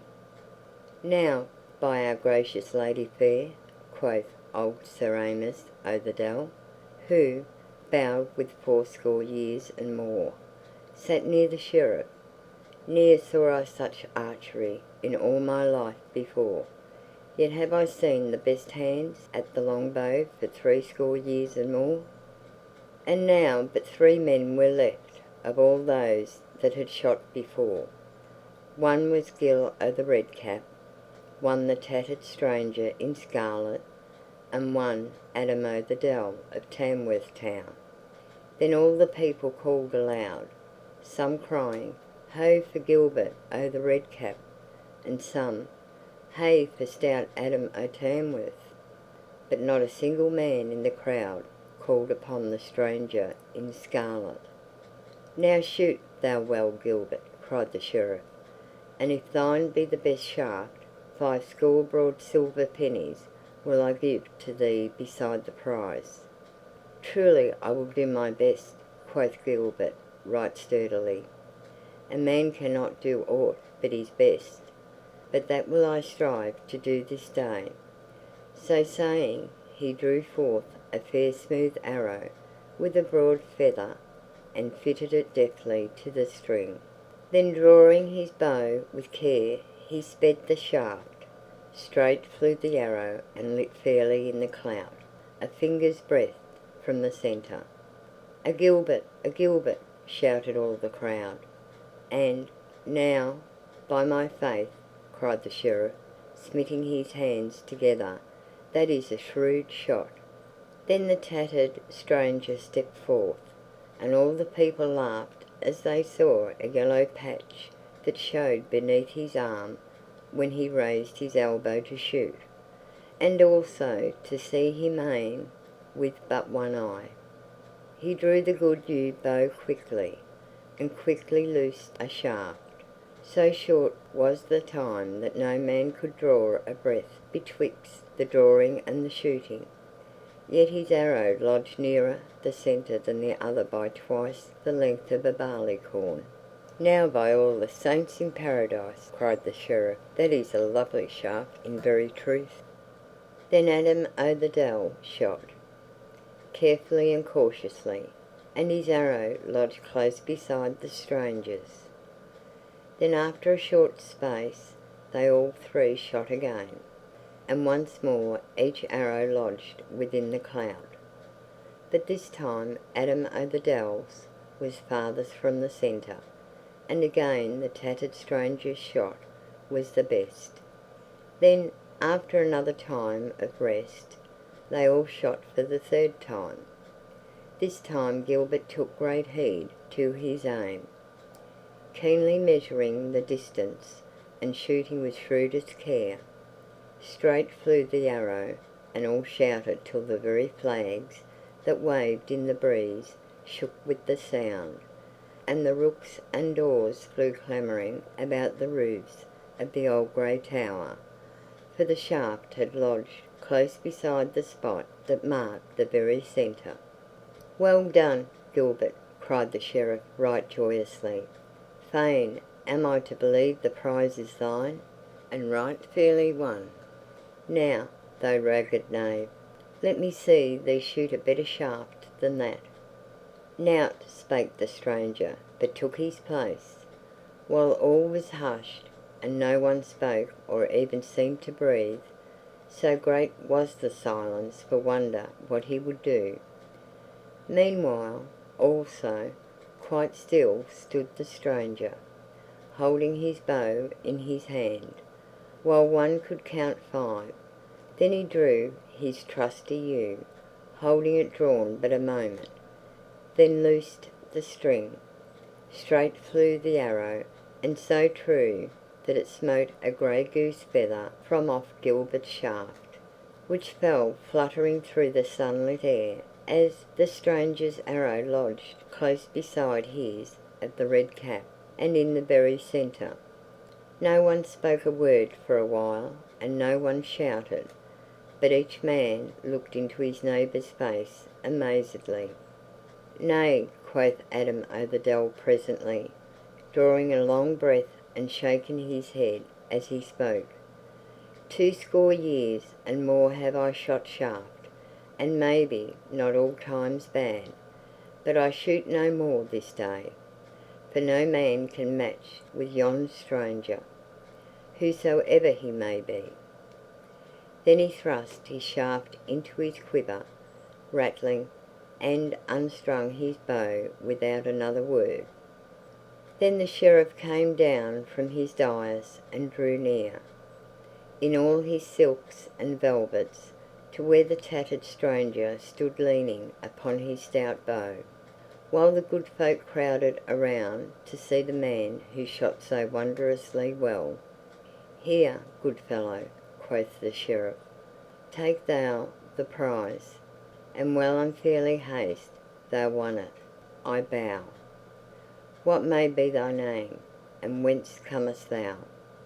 "Men do call me Jock o' Teviotdale, and thence am I come," said the stranger. "Then, by Our Lady, Jock, thou art the fairest archer that e'er mine eyes beheld, and if thou wilt join my service, I will clothe thee with a better coat than that thou hast upon thy back. Thou shalt eat and drink of the best, and at every Christmas tide 80 marks shall be thy wage. I trow thou drawest better bow than that same coward knave, Robin Hood, that dared not show his face here this day. Say, good fellow, wilt thou join my service?" "Nay, that will I not," quoth the stranger roughly. "I will be mine own, and no man in all merry England shall be my master." "Then get thee gone, and a murrain seize thee," cried the Sheriff, and his voice trembled with anger. "And by my faith and troth, I have a good part of a mind to have thee beaten for thine insolence." Then he turned upon his heel and strode away. It was a right motley company that gathered about the noble greenwood tree in Sherwood's depths that same day. 80 and more of barefoot friars were there, and some that looked like tinkers, and some that seemed to be sturdy beggars and rustic hinds, and seated upon a mossy couch was one all clad in tattered scarlet, with a patch over one eye, and in his hand he held the golden arrow that was the prize of the great shooting match. Then, amidst a noise of talking and laughter, he took the patch from off his eye, and stripped away the scarlet rags from off his body, and showed himself all clothed in fair Lincoln green, and quoth he, "Easy come these things away, but walnut stain cometh not so speedily from yellow hair." Then all laughed louder than before, for it was Robin Hood himself that had won the prize from the Sheriff's very hands. Then all sat down to the woodland feast, and talked among themselves of the merry jest that had been played upon the Sheriff, and of the adventures that had befallen each member of the band in his disguise. But when the feast was done, Robin Hood took Little John apart and said, "Truly am I vexed in my blood, for I heard the Sheriff say today, 'Thou shootest better than that coward knave Robin Hood, that dared not show his face here this day. I would fain let him know who it was who won the golden arrow from out his hand, and also that I am no coward, such as he takes me to be." Then Little John said, "Good master, take thou me and Will Stutely, and we will send yon fat Sheriff news of all this by a messenger such as he doth not expect." That day the Sheriff sat at meat in the great hall of his house at Nottingham town. Long tables stood down the hall, at which sat men-at-arms and household servants, and good stout villains, bond servants, in all 80 and more. There they talked of the day's shooting as they ate their meat and quaffed their ale.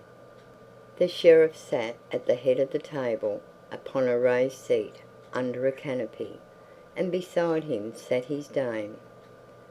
"By my troth," he said, "I did reckon full roundly that knave Robin Hood would be at the game to-day. I did not think that he was such a coward. But who could that saucy knave be who answered me to my beard so bravely?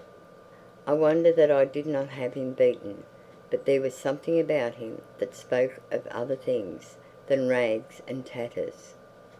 Then, even as he finished speaking, something fell rattling among the dishes on the table, while those that sat near started up wondering what it might be. After a while one of the men-at-arms gathered courage enough to pick it up and bring it to the Sheriff. Then everyone saw that it was a blunted grey goose shaft, with a fine scroll, about the thickness of a goose quill, tied near to its head. The Sheriff opened the scroll and glanced at it, while the veins upon his forehead swelled, and his cheeks grew ruddy with rage as he read, for this was what he saw.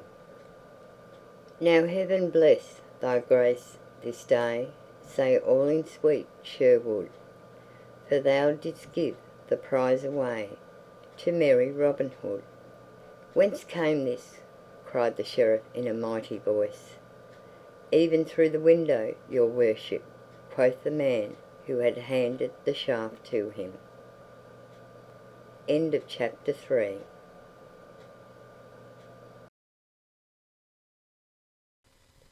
The Merry Adventures of Robin Hood by Howard Pyle. Chapter 4. Will Stutely rescued by his companions. Now, when the Sheriff found that neither law nor guile could overcome Robin Hood, he was much perplexed, and said to himself, "Fool that I am! Had I not told our king of Robin Hood, I would not have gotten myself into such a coil.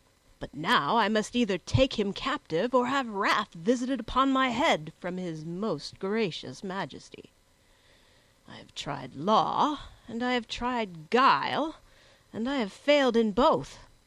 So I will try what may be done with might." Thus communing within himself, he called his constables together and told them what was in his mind. "Now take ye each 4 men, all armed and proof," said he, "and get ye gone to the forest, at different points, and lie in wait for this same Robin Hood. But if my constable finds too many men against him, let him sound a horn, and then let each band within hearing come with all speed and join the party that calls them. Thus, I think, shall we take this green-clad knave. Furthermore, to him that first meeteth with Robin Hood shall 100 pounds of silver money be given, if he be brought to me dead or alive. And to him that meeteth with any of his band shall 20 pounds be given, if such be brought to me, dead or alive. So be ye bold, and be ye crafty." So thus they went in 80 companies of 5 to Sherwood Forest, to take Robin Hood, each constable wishing that he might be the one to find the bold outlaw, or at least one of his band. For 7 days and nights they hunted through the forest glades, but never saw so much as a single man in Lincoln Green. For tidings of all this had been brought to Robin Hood by trusty Eadom of the Blue Boar. When he first heard the news, Robin said, "If the Sheriff dare send force to meet force, woe will it be for him, and many a better man besides, for blood will flow, and there will be great trouble for all.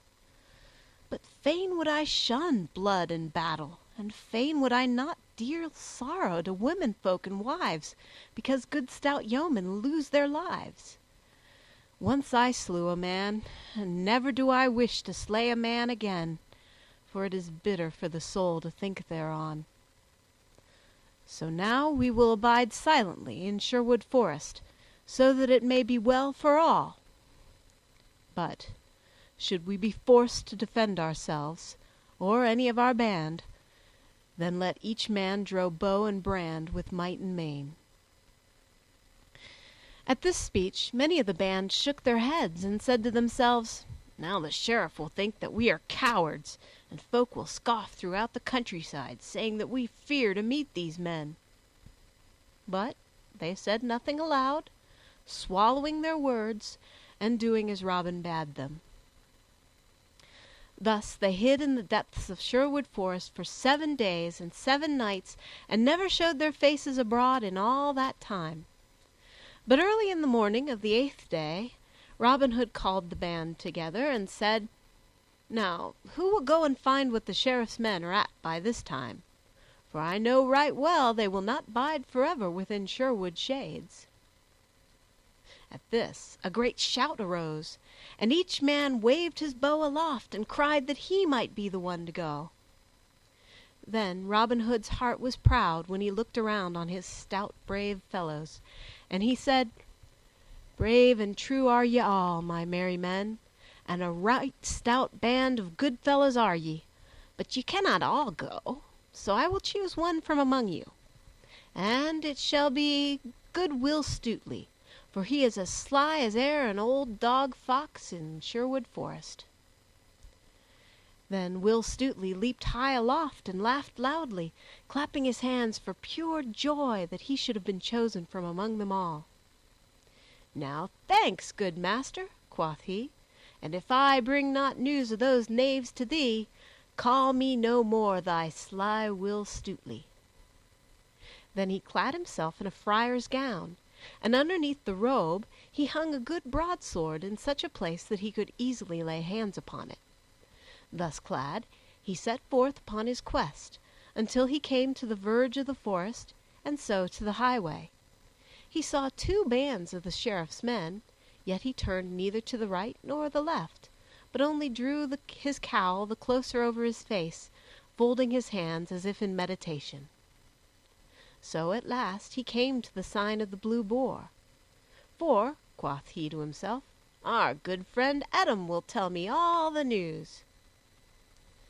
At the sign of the Blue Boar he found a band of the Sheriff's men drinking right lustily. So, without speaking to anyone, he sat down upon a distant bench, his staff in his hand, and his head bowed forward as though he were meditating. Thus he sat, waiting until he might see the landlord apart. And Eadom did not know him, but thought him to be some poor tired friar, so he let him sit without saying a word to him or molesting him, though he liked not the cloth. "For," said he to himself, "it's a hard heart that kicks the lame dog from off the sill." As Stutely sat thus, there came a great house cat, and rubbed against his knee, raising his robe a palm's breadth high. Stutely pushed his robe quickly down again, but the constable who commanded the Sheriff's men saw what had passed, and saw also fair Lincoln Green beneath the friar's robe. He said nothing at the time, but communed within himself in this wise: "Yon is no friar of orders grey, and also, I wot, no honest yeoman goeth about in priest's garb, nor doth a thief go so for naught. Now I think, in good sooth, that is one of Robin Hood's own men." So presently he said aloud, "O holy father, Wilt thou not take a good pot of March beer to slake thy thirsty soul withal?" But Stutely shook his head silently, for he said to himself, "Maybe there be those here who know my voice." Then the constable said again, "Whither goest thou, holy friar, upon this hot summer's day?" "I go a pilgrim to Canterbury town," answered Will Stutely, speaking gruffly, so that none might know his voice. Then the constable said, for the third time, "Now tell me, holy father, do pilgrims to Canterbury wear good Lincoln green beneath their robes?" "Ha! By my faith, I take thee to be some lusty thief, and perhaps one of Robin Hood's own band. Now, by Our Lady's grace, if thou movest hand or foot, I will run thee through the body with my sword." Then he flashed forth his bright sword and lit upon Will Stutely, thinking he would take him unaware. But Stutely had his own sword tightly held in his hand beneath his robe, so he drew it forth before the constable came upon him. Then the stout constable struck a mighty blow, but he struck no more in all that fight, for Stutely, parrying the blow right deftly, smote the constable back again with all his might. Then he would have escaped, but could not, for the other, all dizzy with the wound and with the flowing blood, seized him by the knees with his arms, even as he reeled and fell. Then the others rushed upon him, and Stutely struck again at another of the sheriff's men, but the steel cap glanced the blow, and though the blade bit deep, it did not kill. Meanwhile the constable, fainting as he was, drew Stutely downward, and the others, seeing the yeoman hampered so, rushed upon him again, and one smote him a blow upon the crown so that the blood ran down his face and blinded him. Then, staggering, he fell, and all sprang upon him, though he struggled so manfully that they could hardly hold him fast. Then they bound him with stout hempen cords so that he could not move either hand or foot, and thus they overcame him. Robin Hood stood under the greenwood tree, thinking of Will Stutely and how he might be faring, when suddenly he saw two of his stout yeomen come running down the forest path, and betwixt them ran buxom Maken of the Blue Boar. Then Robin's heart fell, for he knew they were the bearers of ill tidings. "Will Stutely hath been taken!" cried they, when they had come to where he stood. "And is it thou that hast brought such doleful news?" said Robin to the lass. "Ay, marry, for I saw it all," cried she, panting as the hare pants when it has escaped the hounds. "And I fear he is wounded sore, for one smote him main shrewdly in the crown. They have bound him and taken him to Nottingham town, and ere I left the Blue Boar, I heard that he should be hanged tomorrow day." "He shall not be hanged tomorrow day," cried Robin, "or if he be, full many a one shall gnaw the sod, and many shall have cause to cry alack a day." Then he clapped his horn to his lips and blew 3 blasts right loudly, and presently his good yeomen came running through the greenwood until 70 bold blades were gathered around him. "Now hark you all," cried Robin. "Our dear companion Will Stutely hath been taken by the vile sheriff's men. Therefore doth it behoove us to take bow and brand in hand to bring him off again, for I wot that we ought to risk life and limb for him, as he hath risked life and limb for us. Is it not so, my merry men all?" Then all cried, "Ay!" with a great voice. So the next day they all wended their way from Sherwood Forest, but by different paths, for it behooved them to be very crafty. So the band separated into parties of 2s and 3s, which were all to meet again in a tangled dell that lay near to Nottingham town. Then, when they had all gathered together at the place of meeting, Robin spoke to them thus: "Now we will lie here in ambush until we can get news, for it doth behoove us to be cunning and wary if we would bring our friend Will Stutely off from the sheriff's clutches." So they lay hidden a long time until the sun stood high in the sky. The day was warm, and the dusty road was bare of travelers, except an aged palmer who walked slowly along the high road that led close beside the gray castle wall of Nottingham town.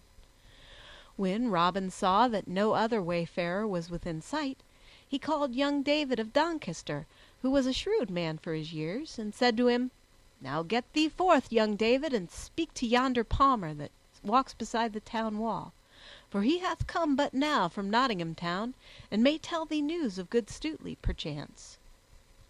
So David strode forth, and when he came up to the pilgrim he saluted him and said, "Good morrow, holy father, and canst thou tell me when Will Stutely will be hanged upon the gallows tree? I fain would not miss the sight, for I have come from afar to see so sturdy a rogue hanged." "Now, out upon thee, young man!" cried the palmer, "that thou shouldst speak so when a good stout man is to be hanged for nothing but guarding his own life." And he struck his staff upon the ground in anger. "Alas, say I, that this thing should be! For even this day, toward evening, when the sun falleth low, he shall be hanged, 80 rods from the great town gate of Nottingham, where 3 roads meet. For there the sheriff sweareth he shall die, as a warning to all outlaws in Nottinghamshire. But yet I say again, alas!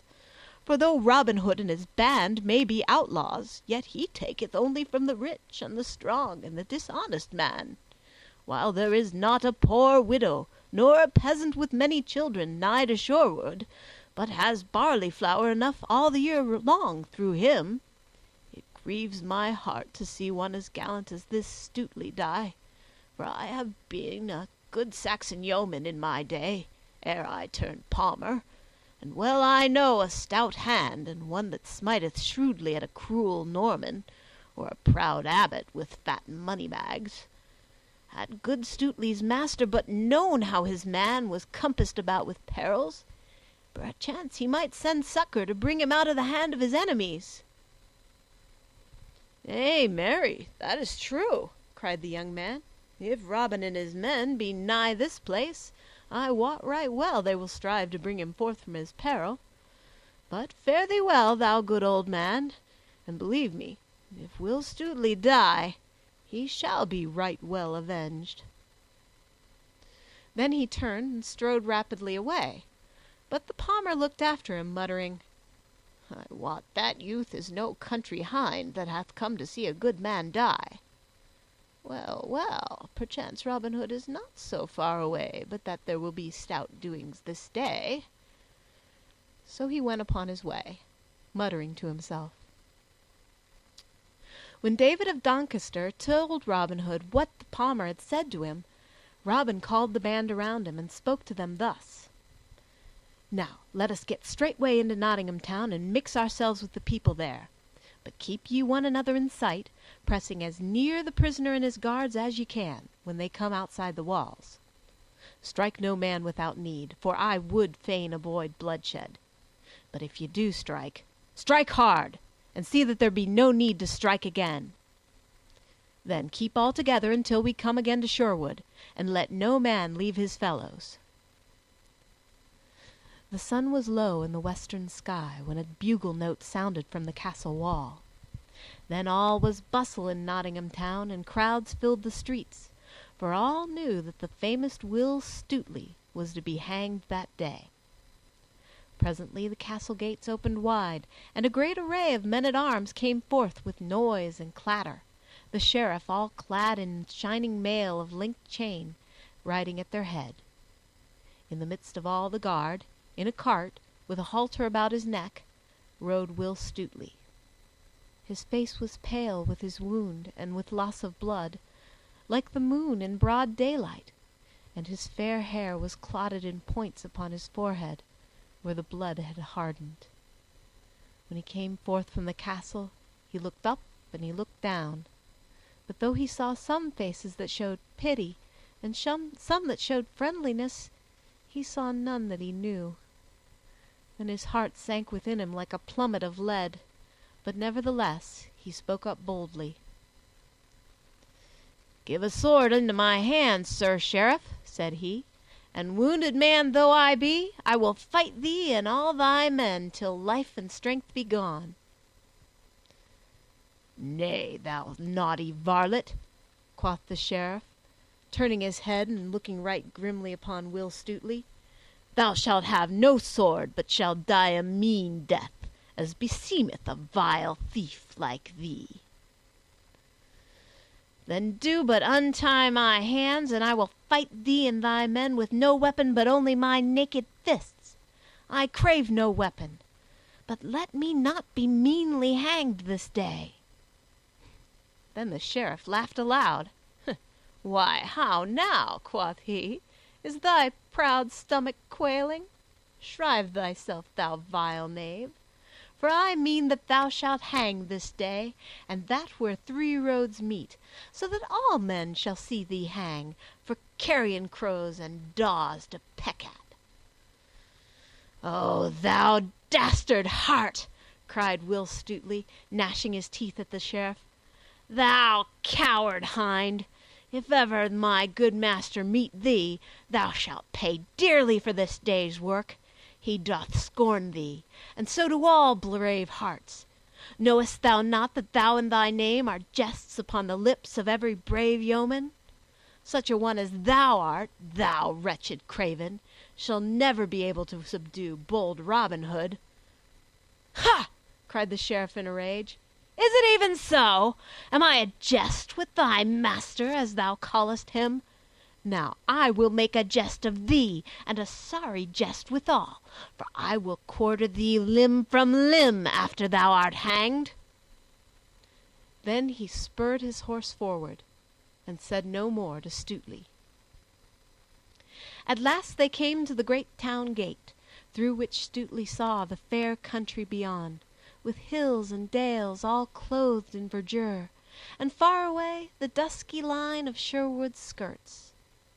Then, when he saw the slanting sunlight lying on field and fallow, shining redly here and there on cot and farmhouse, and when he heard the sweet birds singing their vespers, and the sheep bleating upon the hillside, and beheld the swallows flying in the bright air, there came a great fullness to his heart, so that all things blurred to his sight through salt tears.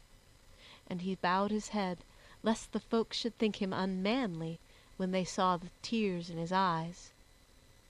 Thus he kept his head bowed till they had passed through the gate and were outside the walls of the town. When he looked up again, he felt his heart leap within him, and then stand still for pure joy, for he saw the face of one of his own dear companions of merry Sherwood. Then, glancing quickly around, he saw well-known faces upon all sides of him, crowding closely upon the men-at-arms who were guarding him. Then of a sudden the blood sprang to his cheeks, for he saw for a moment his own good master in the press, and seeing him, knew that Robin Hood and all his band were there. Yet betwixt him and them was a line of men-at-arms. "Now stand back!" cried the Sheriff in a mighty voice, for the crowd pressed round on all sides. "What mean ye, varlets, that ye push on us so? Stand back, I say!" Then came a bustle and a noise, and one strove to push between the men-at-arms so as to reach the cart, and Stutely saw that it was Little John who made all that stir. "Now stand thou back!" cried one of the men-at-arms, whom Little John pushed with his elbows.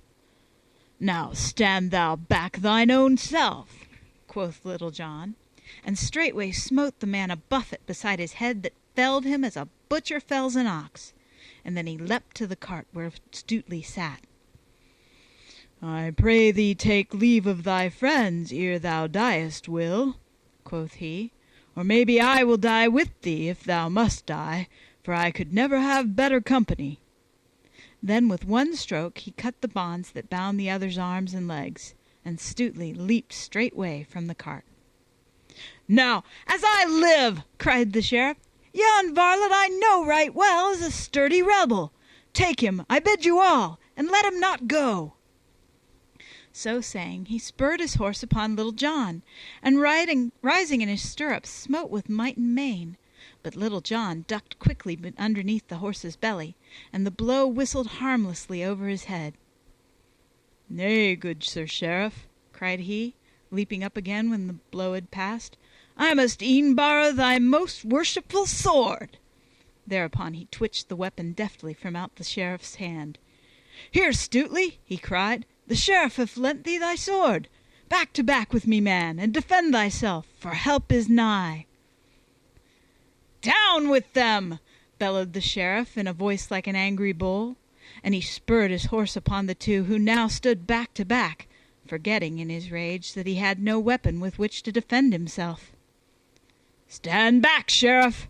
cried Little John, and even as he spoke a bugle horn sounded shrilly, and a cloth-yard shaft whistled within an inch of the Sheriff's head. Then came a swaying hither and thither, and oaths, cries, and groans, and clashing of steel, and swords flashed in the setting sun, and a score of arrows whistled through the air. And some cried, "Help! Help!" and some, "A rescue! A rescue!" "Treason!" cried the Sheriff in a loud voice. "Bear back! Bear back! Else we be all dead men!" Thereupon he reined his horse backwards through the thickest of the crowd. Now Robin Hood and his band might have slain half of the Sheriff's men had they desired to do so, but they let them push out of the press and get them gone, only sending a bunch of arrows after them to hurry them in their flight. "Oh, stay!" shouted Will Stutely after the Sheriff. "Thou wilt never catch bold Robin Hood if thou dost not stand to meet him face to face."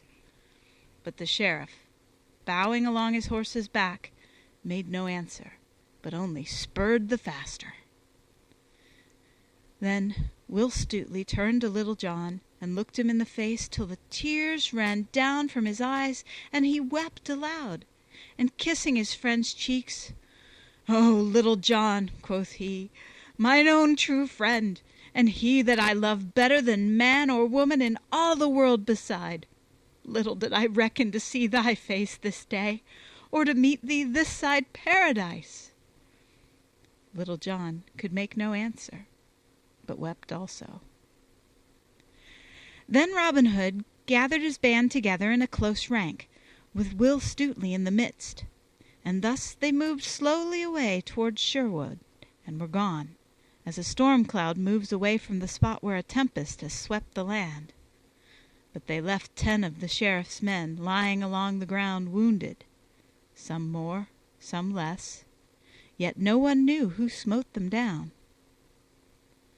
Thus the Sheriff of Nottingham tried thrice to take Robin Hood, and failed each time, and the last time he was frightened, for he felt how near he had come to losing his life. So he said, "These men fear neither God nor man, nor king nor king's officers. I would sooner lose mine office than my life, so I will trouble them no more." So he kept close within his castle for many a day, and dared not show his face outside of his own household. And all the time he was gloomy, and would speak to no one, for he was ashamed of what had happened that day. End of chapter 4.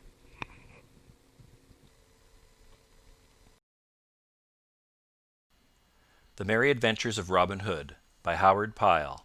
Chapter 5. Robin Hood Turns Butcher. Now after all these things had happened, and it became known to Robin Hood how the Sheriff had tried 3 times to make him captive, he said to himself, "If I have the chance, I will make our worshipful Sheriff pay right well for that which he hath done to me. Maybe I may bring him some time into Sherwood Forest, and have him to a right merry feast with us."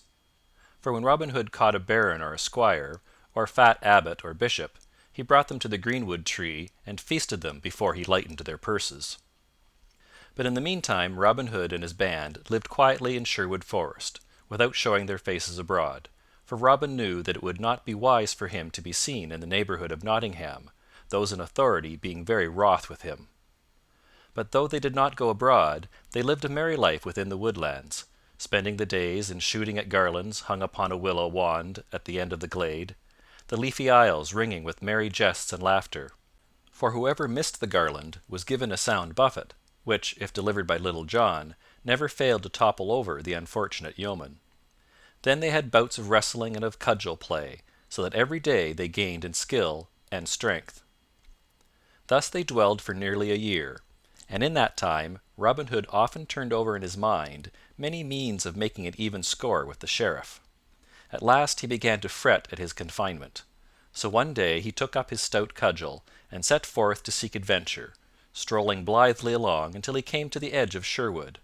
There, as he rambled along the sunlit road, he met a lusty young butcher driving a fine mare and riding in a stout new cart, all hung about with meat. Merrily whistled the butcher as he jogged along, for he was going to the market, and the day was fresh and sweet, making his heart blithe within him. "Good morrow to thee, jolly fellow," quoth Robin.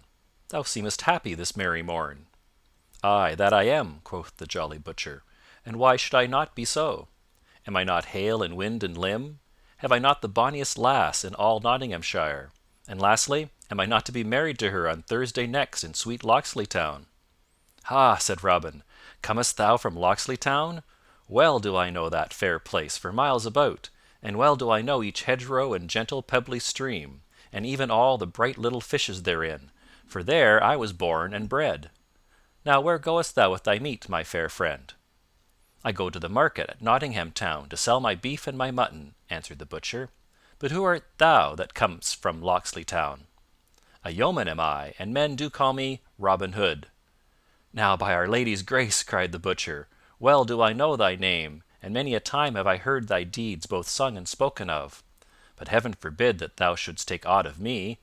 An honest man am I, and have wronged neither man nor maid, so trouble me not, good master, as I have never troubled thee."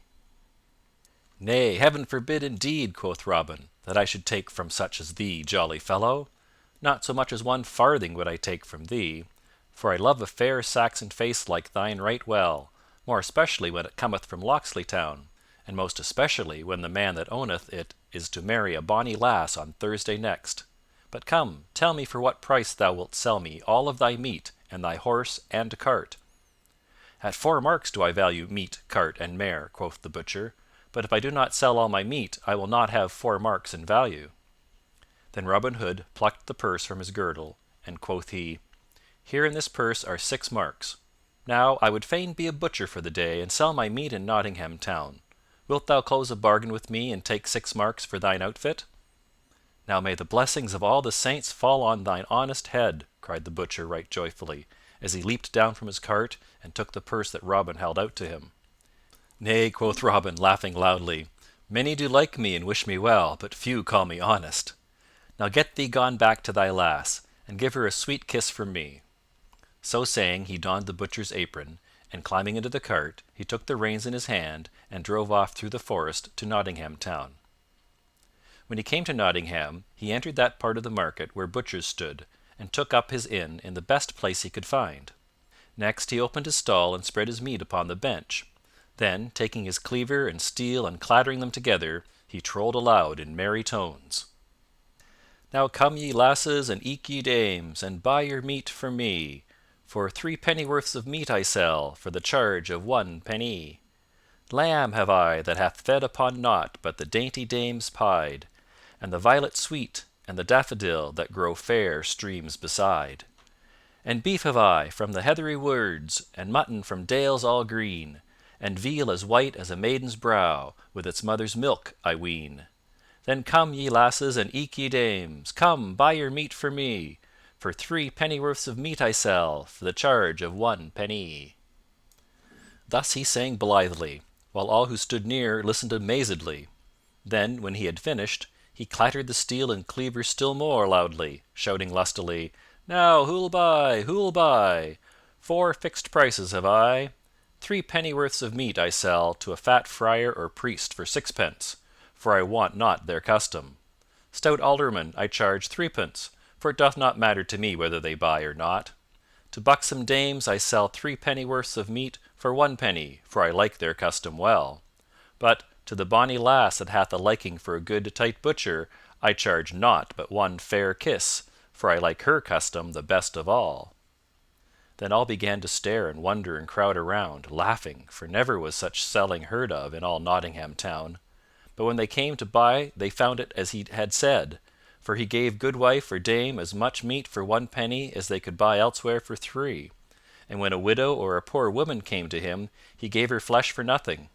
But when a merry lass came and gave him a kiss, he charged not 1 penny for his meat. And many such came to his stall, for his eyes were as blue as the skies of June, and he laughed merrily, giving to each full measure. Thus he sold his meat so fast that no butcher that stood near him could sell anything. Then they began to talk among themselves, and some said, "This must be some thief who has stolen cart, horse, and meat." But others said, "Nay, when did ye ever see a thief who parted with his goods so freely and merrily? This must be some prodigal who hath sold his father's land, and would fain live merrily while the money lasts." And these latter being the greater number, the others came round one by one to their way of thinking.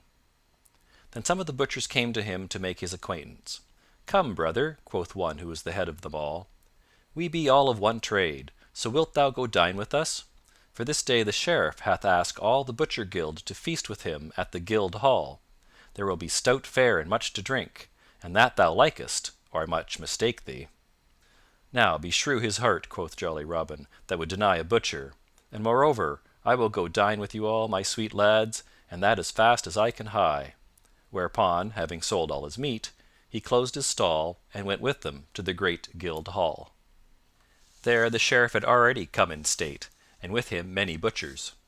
When Robin and those that were with him came in, all laughing at some merry jest he had been telling them, those that were near the Sheriff whispered to him, "Yon is a right mad blade, for he hath sold more meat for 1 penny this day than we could sell for 3, and to whatsoever merry lass gave him a kiss, he gave meat for nought."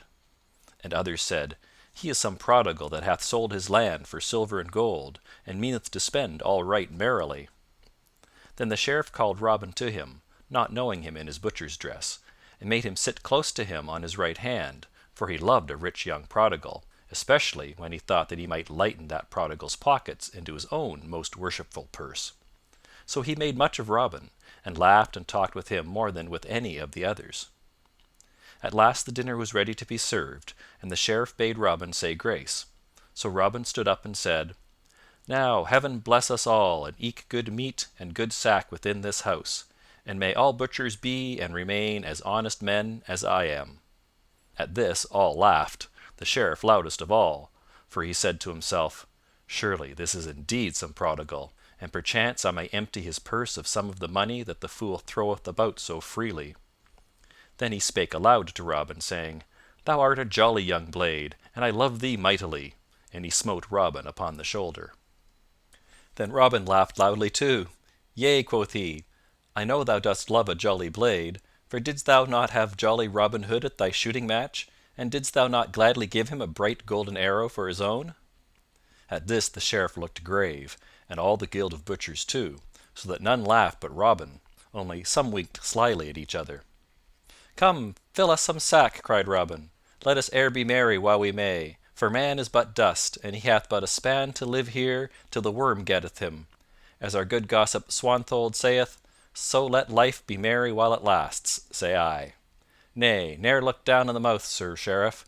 Who knoweth but that thou mayst catch Robin Hood yet, if thou drinkest less, good sack, and malmsey, and bringest down the fat about thy paunch, and the dust from out thy brain. Be merry, man." Then the Sheriff laughed again, but not as though he liked the jest, while the butchers said one to another, "Before heaven, never have we seen such a mad rollicking blade. Perhap, though, he will make the Sheriff mad." "How now, brothers," cried Robin, "be merry. Nay, never count over your farthings, for by this and by that I will pay this shot myself, e'en though it cost 200 pounds. So let no man draw up his lip, nor thrust his forefinger into his purse, for I swear that neither butcher nor sheriff shall pay 1 penny for this feast."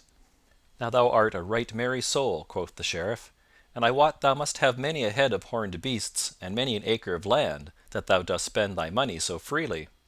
"Ay, that I have," quoth Robin, laughing loudly again. 500 and more horned beasts have I and my brothers, and none of them have we been able to sell, else I might not have turned butcher. As for my land, I have never asked my steward how many acres I have." At this the Sheriff's eyes twinkled, and he chuckled to himself. "Nay, good youth," quoth he, "if thou canst not sell thy cattle, it may be I will find a man that will lift them from thy hands. Perhaps that man may be myself, for I love a merry youth, and would help such a one along the path of life. Now, how much dost thou want for thy horned cattle?" "Well," quoth Robin, "they are worth at least 500 pounds." "Nay," answered the Sheriff slowly, and as if he were thinking within himself. "Well do I love thee, and fain would I help thee along, but 500 pounds in money is a good round sum. Besides, I have it not by me. Yet I will give thee 300 pounds for them all, and that in good hard silver and gold."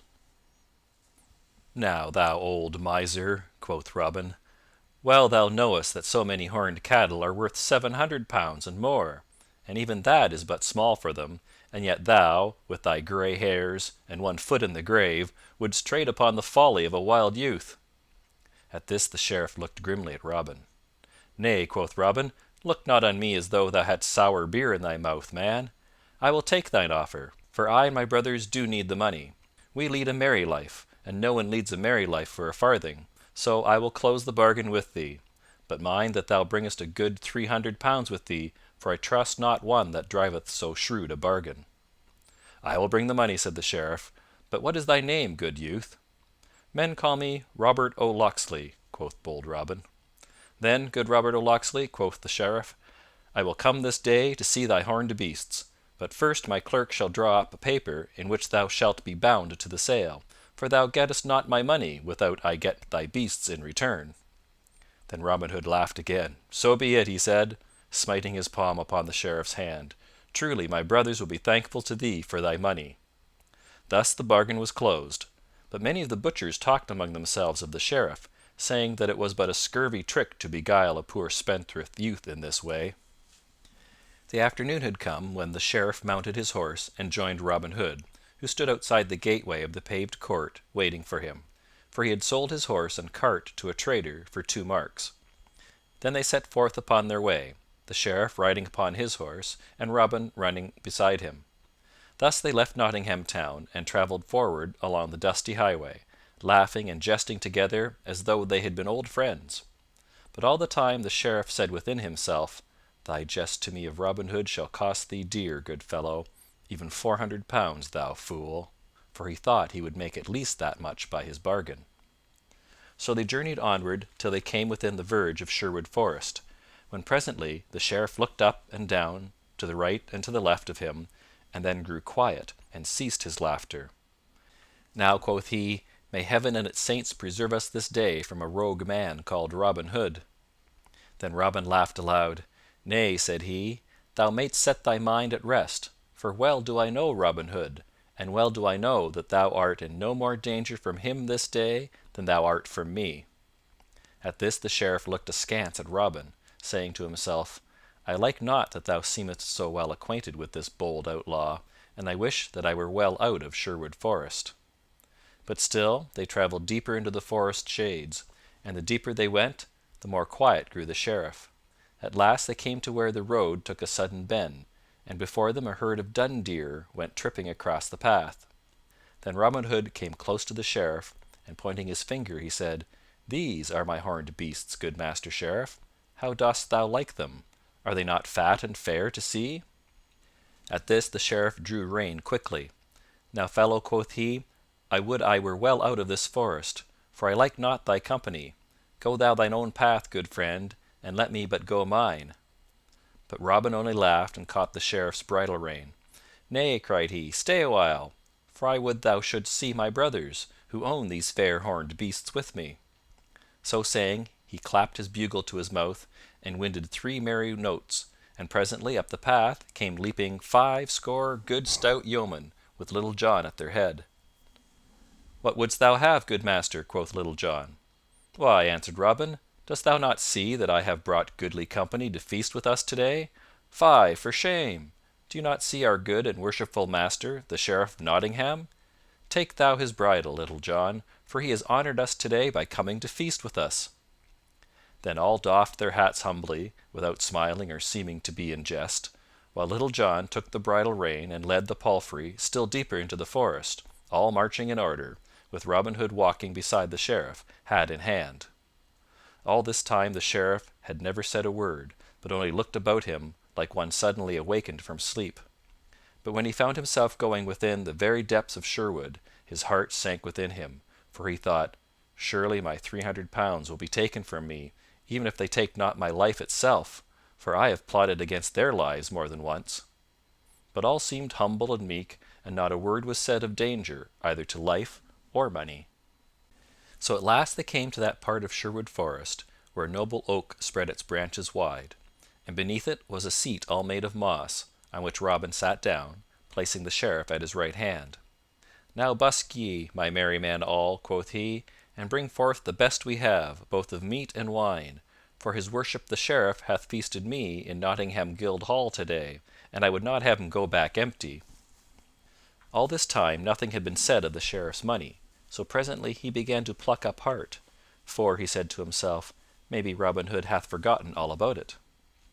Then, while beyond in the forest bright fires crackled and savoury smells of sweetly roasting venison and fat capons filled the glade, and brown pastries warmed beside the blaze, did Robin Hood entertain the Sheriff right royally. First, several couples stood forth at quarterstaff, and so shrewd were they at the game, and so quickly did they give stroke and parry, that the Sheriff, who loved to watch all lusty sports of the kind, clapped his hands, forgetting where he was, and crying aloud, well struck, thou fellow with the black beard," little knowing that the man he called upon was the tinker that tried to serve his warrant upon Robin Hood. Then several yeomen came forward and spread cloths upon the green grass, and placed a royal feast, while others still broached barrels of sack and malmsey and good stout ale, and set them in jars upon the cloth, with drinking horns about them. Then all sat down and feasted and drank merrily together until the sun was low, and the half moon glimmered with a pale light betwixt the leaves of the trees overhead. Then the Sheriff arose and said, "I thank you all, good yeomen, for the merry entertainment ye have given me this day. Right courteously have ye used me, showing therein that ye have much respect for our glorious King and his deputy in brave Nottinghamshire. But the shadows grow long, and I must away before darkness comes, lest I lose myself within the forest." Then Robin Hood and all his merry men arose also, and Robin said to the Sheriff, "If thou must go, worshipful sir, go thou must, but thou hast forgotten one thing." "Nay, I forgot naught," said the Sheriff, yet all the same his heart sank within him. "But I say thou hast forgot something," quoth Robin. "We keep a merry inn here in the greenwood, but whoever becometh our guest must pay his reckoning." Then the Sheriff laughed, but the laugh was hollow. "Well, jolly boys," quoth he, "we have had a merry time together today, and even if ye had not asked me, I would have given you a score of pounds for the sweet entertainment I have had." "Nay," quoth Robin seriously, "it would ill beseem us to treat your worship so meanly. By my faith, Sir Sheriff, I would be ashamed to show my face if I did not reckon the King's deputy at 300 pounds. Is it not so, my merry men all?" Then "Aye," cried all in a loud voice. 300 devils!" roared the Sheriff. "Think ye that your beggarly feast was worth 3 pounds, let alone 300?" "Nay," quoth Robin gravely, "speak not so roundly, your worship. I do love thee for the sweet feast thou hast given me this day in merry Nottingham town, but there be those here who love thee not so much. If thou wilt look down the cloth, thou wilt see Will Stutely, in whose eyes thou hast no great favour. Then 2 other stout fellows are there here that thou knowest not, that were wounded in a brawl nigh Nottingham town some time ago, thou wottest when. One of them was sore hurt in one arm, yet he hath got the use of it again. Good Sheriff, be advised by me. Pay thy score without more ado, or maybe it will fare ill with thee." As he spoke, the Sheriff's ruddy cheeks grew pale, and he said nothing more, but looked upon the ground and gnawed his nether lip. Then slowly he drew forth his fat purse and threw it upon the cloth in front of him. "Now take the purse, Little John," quoth Robin Hood, "and see that the reckoning be right. We would not doubt our Sheriff, but he might not like it if he should find he had not paid his full score." Then Little John counted the money and found that the bag held 300 pounds in silver and gold. But to the Sheriff it seemed as if every clink of the bright money was a drop of blood from his veins. And when he saw it all counted out in a heap of silver and gold, filling a wooden platter, he turned away and silently mounted his horse. "Never have we had so worshipful a guest before," quoth Robin, "and, as the day waxeth late, I will send one of my young men to guide thee out of the forest depths." "Nay, heaven forbid!" cried the Sheriff hastily. "I can find mine own way, good man, without aid." "Then I will put thee on the right track mine own self," quoth Robin, and taking the Sheriff's horse by the bridle rein, he led him into the main forest path. Then before he let him go he said, "Now fare thee well, good Sheriff, and when next thou thinkest to despoil some poor prodigal, remember thy feast in Sherwood Forest. Ne'er buy a horse, good friend, without first looking into its mouth, as our good gaffer Swanthold says. And so once more fare thee well." Then he clapped his hand to the horse's back, and off went nag and Sheriff through the forest glades. Then bitterly the Sheriff rued the day that first he meddled with Robin Hood, for all men laughed at him and many ballads were sung by folk throughout the country, of how the Sheriff went to shear and came home shorn to the very quick. For thus men sometimes overreach themselves through greed and guile. End of chapter 5.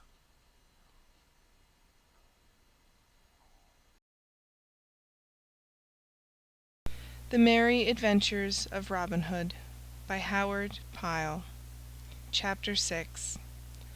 Little John Goes to Nottingham Fair.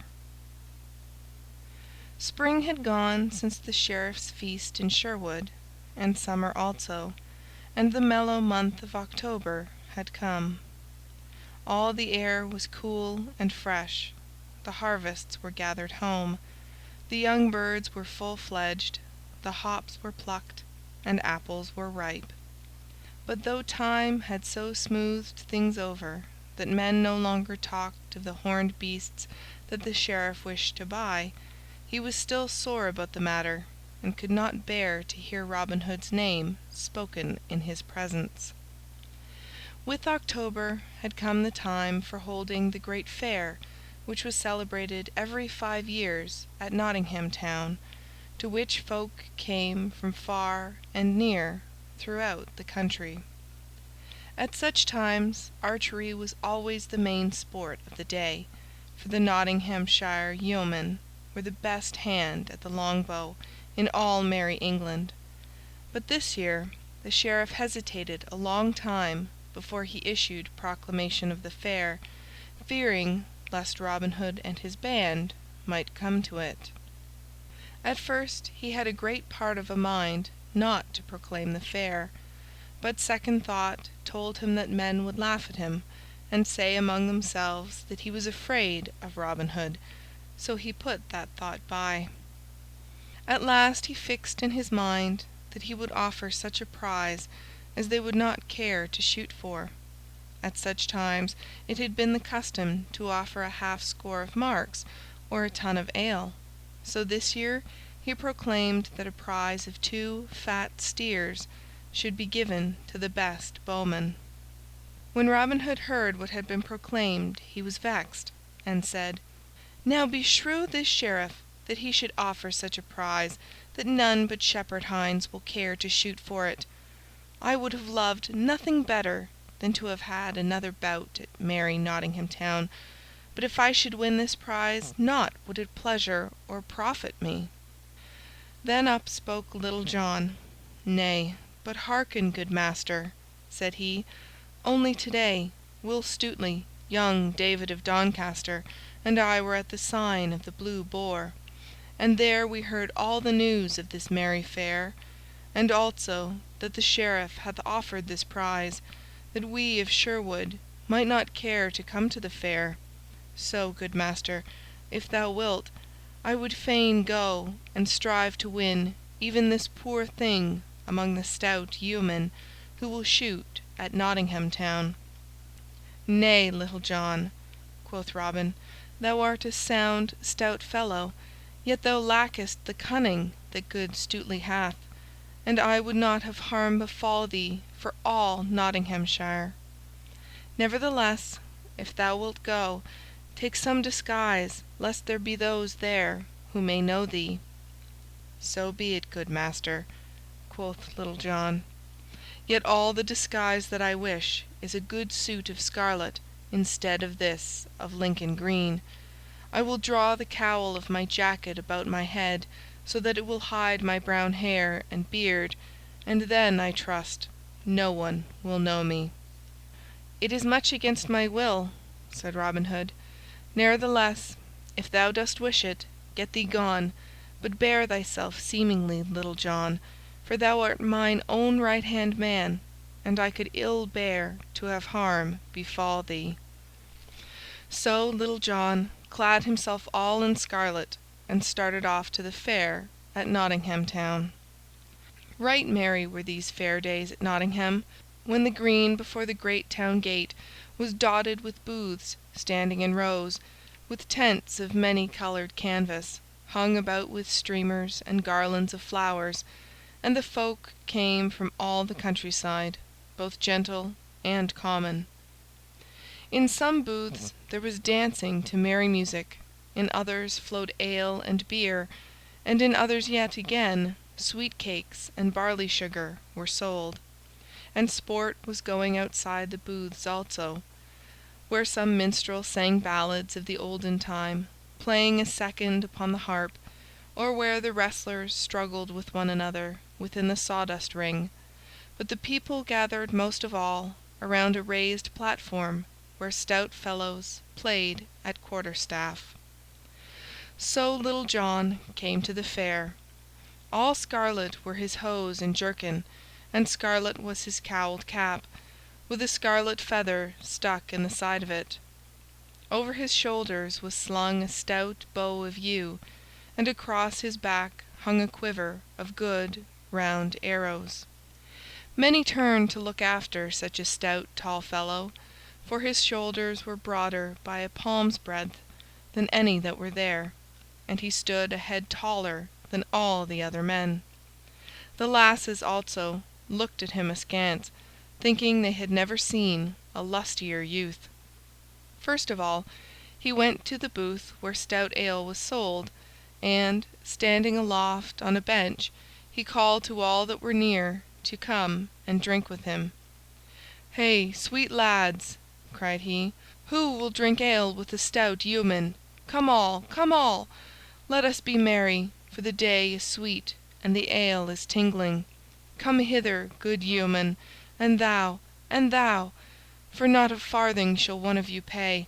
Nay, turn hither, thou lusty beggar, and thou jolly tinker, for all shall be merry with me." Thus he shouted, and all crowded around, laughing, while the brown ale flowed. And they called Little John a brave fellow, each swearing that he loved him as his own brother. For when one has entertainment with nothing to pay, one loves the man that gives it to one. Then he strolled to the platform where they were at cudgel play, for he loved a bout at quarterstaff as he loved meat and drink. And here befell an adventure that was sung in ballads throughout the mid-country for many a day. One fellow there was that cracked crowns of every one who threw cap into the ring. This was Eric o' Lincoln, of great renown, whose name had been sung in ballads throughout the countryside. When Little John reached the stand, he found none fighting, but only bold Eric walking up and down the platform, swinging his staff and shouting lustily. "Now, who will come and strike a stroke for the lass he loves the best, with a good Lincolnshire yeoman? How now, lads? Step up, or else the lass's eyes are not bright hereabouts, or the blood of Nottingham youth is sluggish and cold. Lincoln against Nottingham, say I, for no one hath put foot upon the boards this day, such as we of Lincoln call a cudgel player." At this one would nudge another with his elbow, saying, "Go thou, Ned," or "Go thou, Thomas," but no lad cared to gain a cracked crown for nothing. Presently Eric saw where Little John stood among the others, a head and shoulders above them all, and he called to him loudly, "Hallo, thou long-legged fellow in scarlet! Broad are thy shoulders and thick thy head. Is not thy lass fair enough for thee to take cudgel in hand for her sake? In truth, I believe that Nottingham men do turn to bone and sinew, for neither heart nor courage have they. Now, thou great lout, wilt thou not twirl staff for Nottingham?" "Aye," quoth Little John, "had I but mine own good staff here, it would pleasure me hugely to crack thy knave's pate, thou saucy braggart. I wot it would be well for thee an thy coxcomb were cut." Thus he spoke, slowly at first, for he was slow to move, but his wrath gathered headway, like a great stone rolling down a hill, so that at the end he was full of anger. Then Eric o' Lincoln laughed aloud. "Well spoken for one who fears to meet me fairly, man to man," said he. "Saucy art thou thine own self, and if thou puttest foot upon these boards, I will make thy saucy tongue rattle within thy teeth." "Now," quoth Little John, "is there never a man here that will lend me a good stout staff till I try the mettle of yon fellow?" At this half a score reached him their staves, and he took the stoutest and heaviest of them all. Then, looking up and down the cudgel, he said, "Now, I have in my hand but a splint of wood, a barley straw, as it were. Yet I trow it will have to serve me, so here goeth." Thereupon he cast the cudgel upon the stand, and, leaping lightly after it, snatched it up in his hand again. Then each man stood in his place and measured the other with fell looks until he that directed the sport cried, "Play!" At this they stepped forth, each grasping his staff tightly in the middle. Then those that stood around saw the stoutest game of quarterstaff that e'er Nottingham town beheld. At first Eric o' Lincoln thought that he would gain an easy advantage, so he came forth as if he would say, "Watch, good people, how that I carve you this cockerel right speedily." But he presently found it to be no such speedy matter. Right deftly he struck, and with great skill of fence, but he had found his match in Little John. Once, twice, thrice he struck, and 3 times Little John turned the blows to the left hand and to the right. Then quickly and with a dainty backhanded blow he rapped Eric beneath his guard so shrewdly that it made his head ring again. Then Eric stepped back to gather his wits, while a great shout went up, and all were glad that Nottingham had cracked Lincoln's crown, and thus ended the first bout of the game. Then presently the director of the sport cried, "Play!" and they came together again. But now Eric played warily, for he found his man was of right good mettle, and also he had no sweet memory of the blow that he had got. So this bout neither Little John nor the Lincoln man caught a stroke within his guard.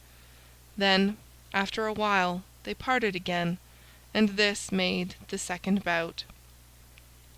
Then for the 3rd time they came together, and at first Eric strove to be wary, as he had been before, but, growing mad at finding himself so foiled, he lost his wits and began to rain blows so fiercely and so fast that they rattled like hail on penthouse roof. But, in spite of all, he did not reach within Little John's guard. Then, at last, Little John saw his chance and seized it right cleverly. Once more with a quick blow he rapped Eric beside the head, and ere he could regain himself, Little John slipped his right hand down to his left, and with a swinging blow smote the other so sorely upon the crown that down he fell as though he would never move again. Then the people shouted so loud that folk came running from all about to see what was the ado, while Little John leaped down from the stand and gave the staff back to him that had lent it to him. And thus ended the famous bout between Little John and Eric o' Lincoln of great renown. But now the time had come when those who were to shoot with the longbow were to take their places. So the people began flocking to the butts where the shooting was to be near. Near the target, in a good place, sat the Sheriff upon a raised dais, with many gentlefolk around him. When the archers had taken their places, the herald came forward and proclaimed the rules of the game, and how each should shoot 3 shots, and to him that should shoot the best, the prize of 2 fat steers was to belong. A score of brave shots were gathered there, and among them some of the keenest hands at the longbow in Lincoln and Nottinghamshire. And among them Little John stood taller than all the rest. "Who is yon stranger clad all in scarlet?" said some. And others answered, "It is he that hath but now so soundly cracked the crown of Eric o' Lincoln." Thus the people talked among themselves, until at last it reached even the Sheriff's ears. And now each man stepped forward and shot in turn. But though each shot well, Little John was the best of all, for 3 times he struck the clout, and once only the length of a barleycorn from the center. "Hey for the tall archer!" shouted the crowd, and some among them shouted, "Hey for Reynold Greenleaf!" for this was the name that Little John had called himself that day. Then the Sheriff stepped down from the raised seat, and came to where the archers stood, while all doffed their caps that saw him coming. He looked keenly at Little John, but did not know him, though he said after a while, "How now, good fellow? Methinks there is that about thy face that I have seen erewhile."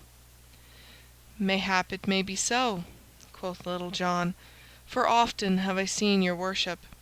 And as he spoke, he looked steadily into the Sheriff's eyes, so that the latter did not suspect who he was.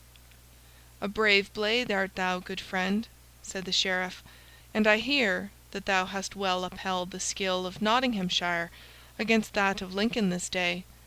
What may be thy name, good fellow?"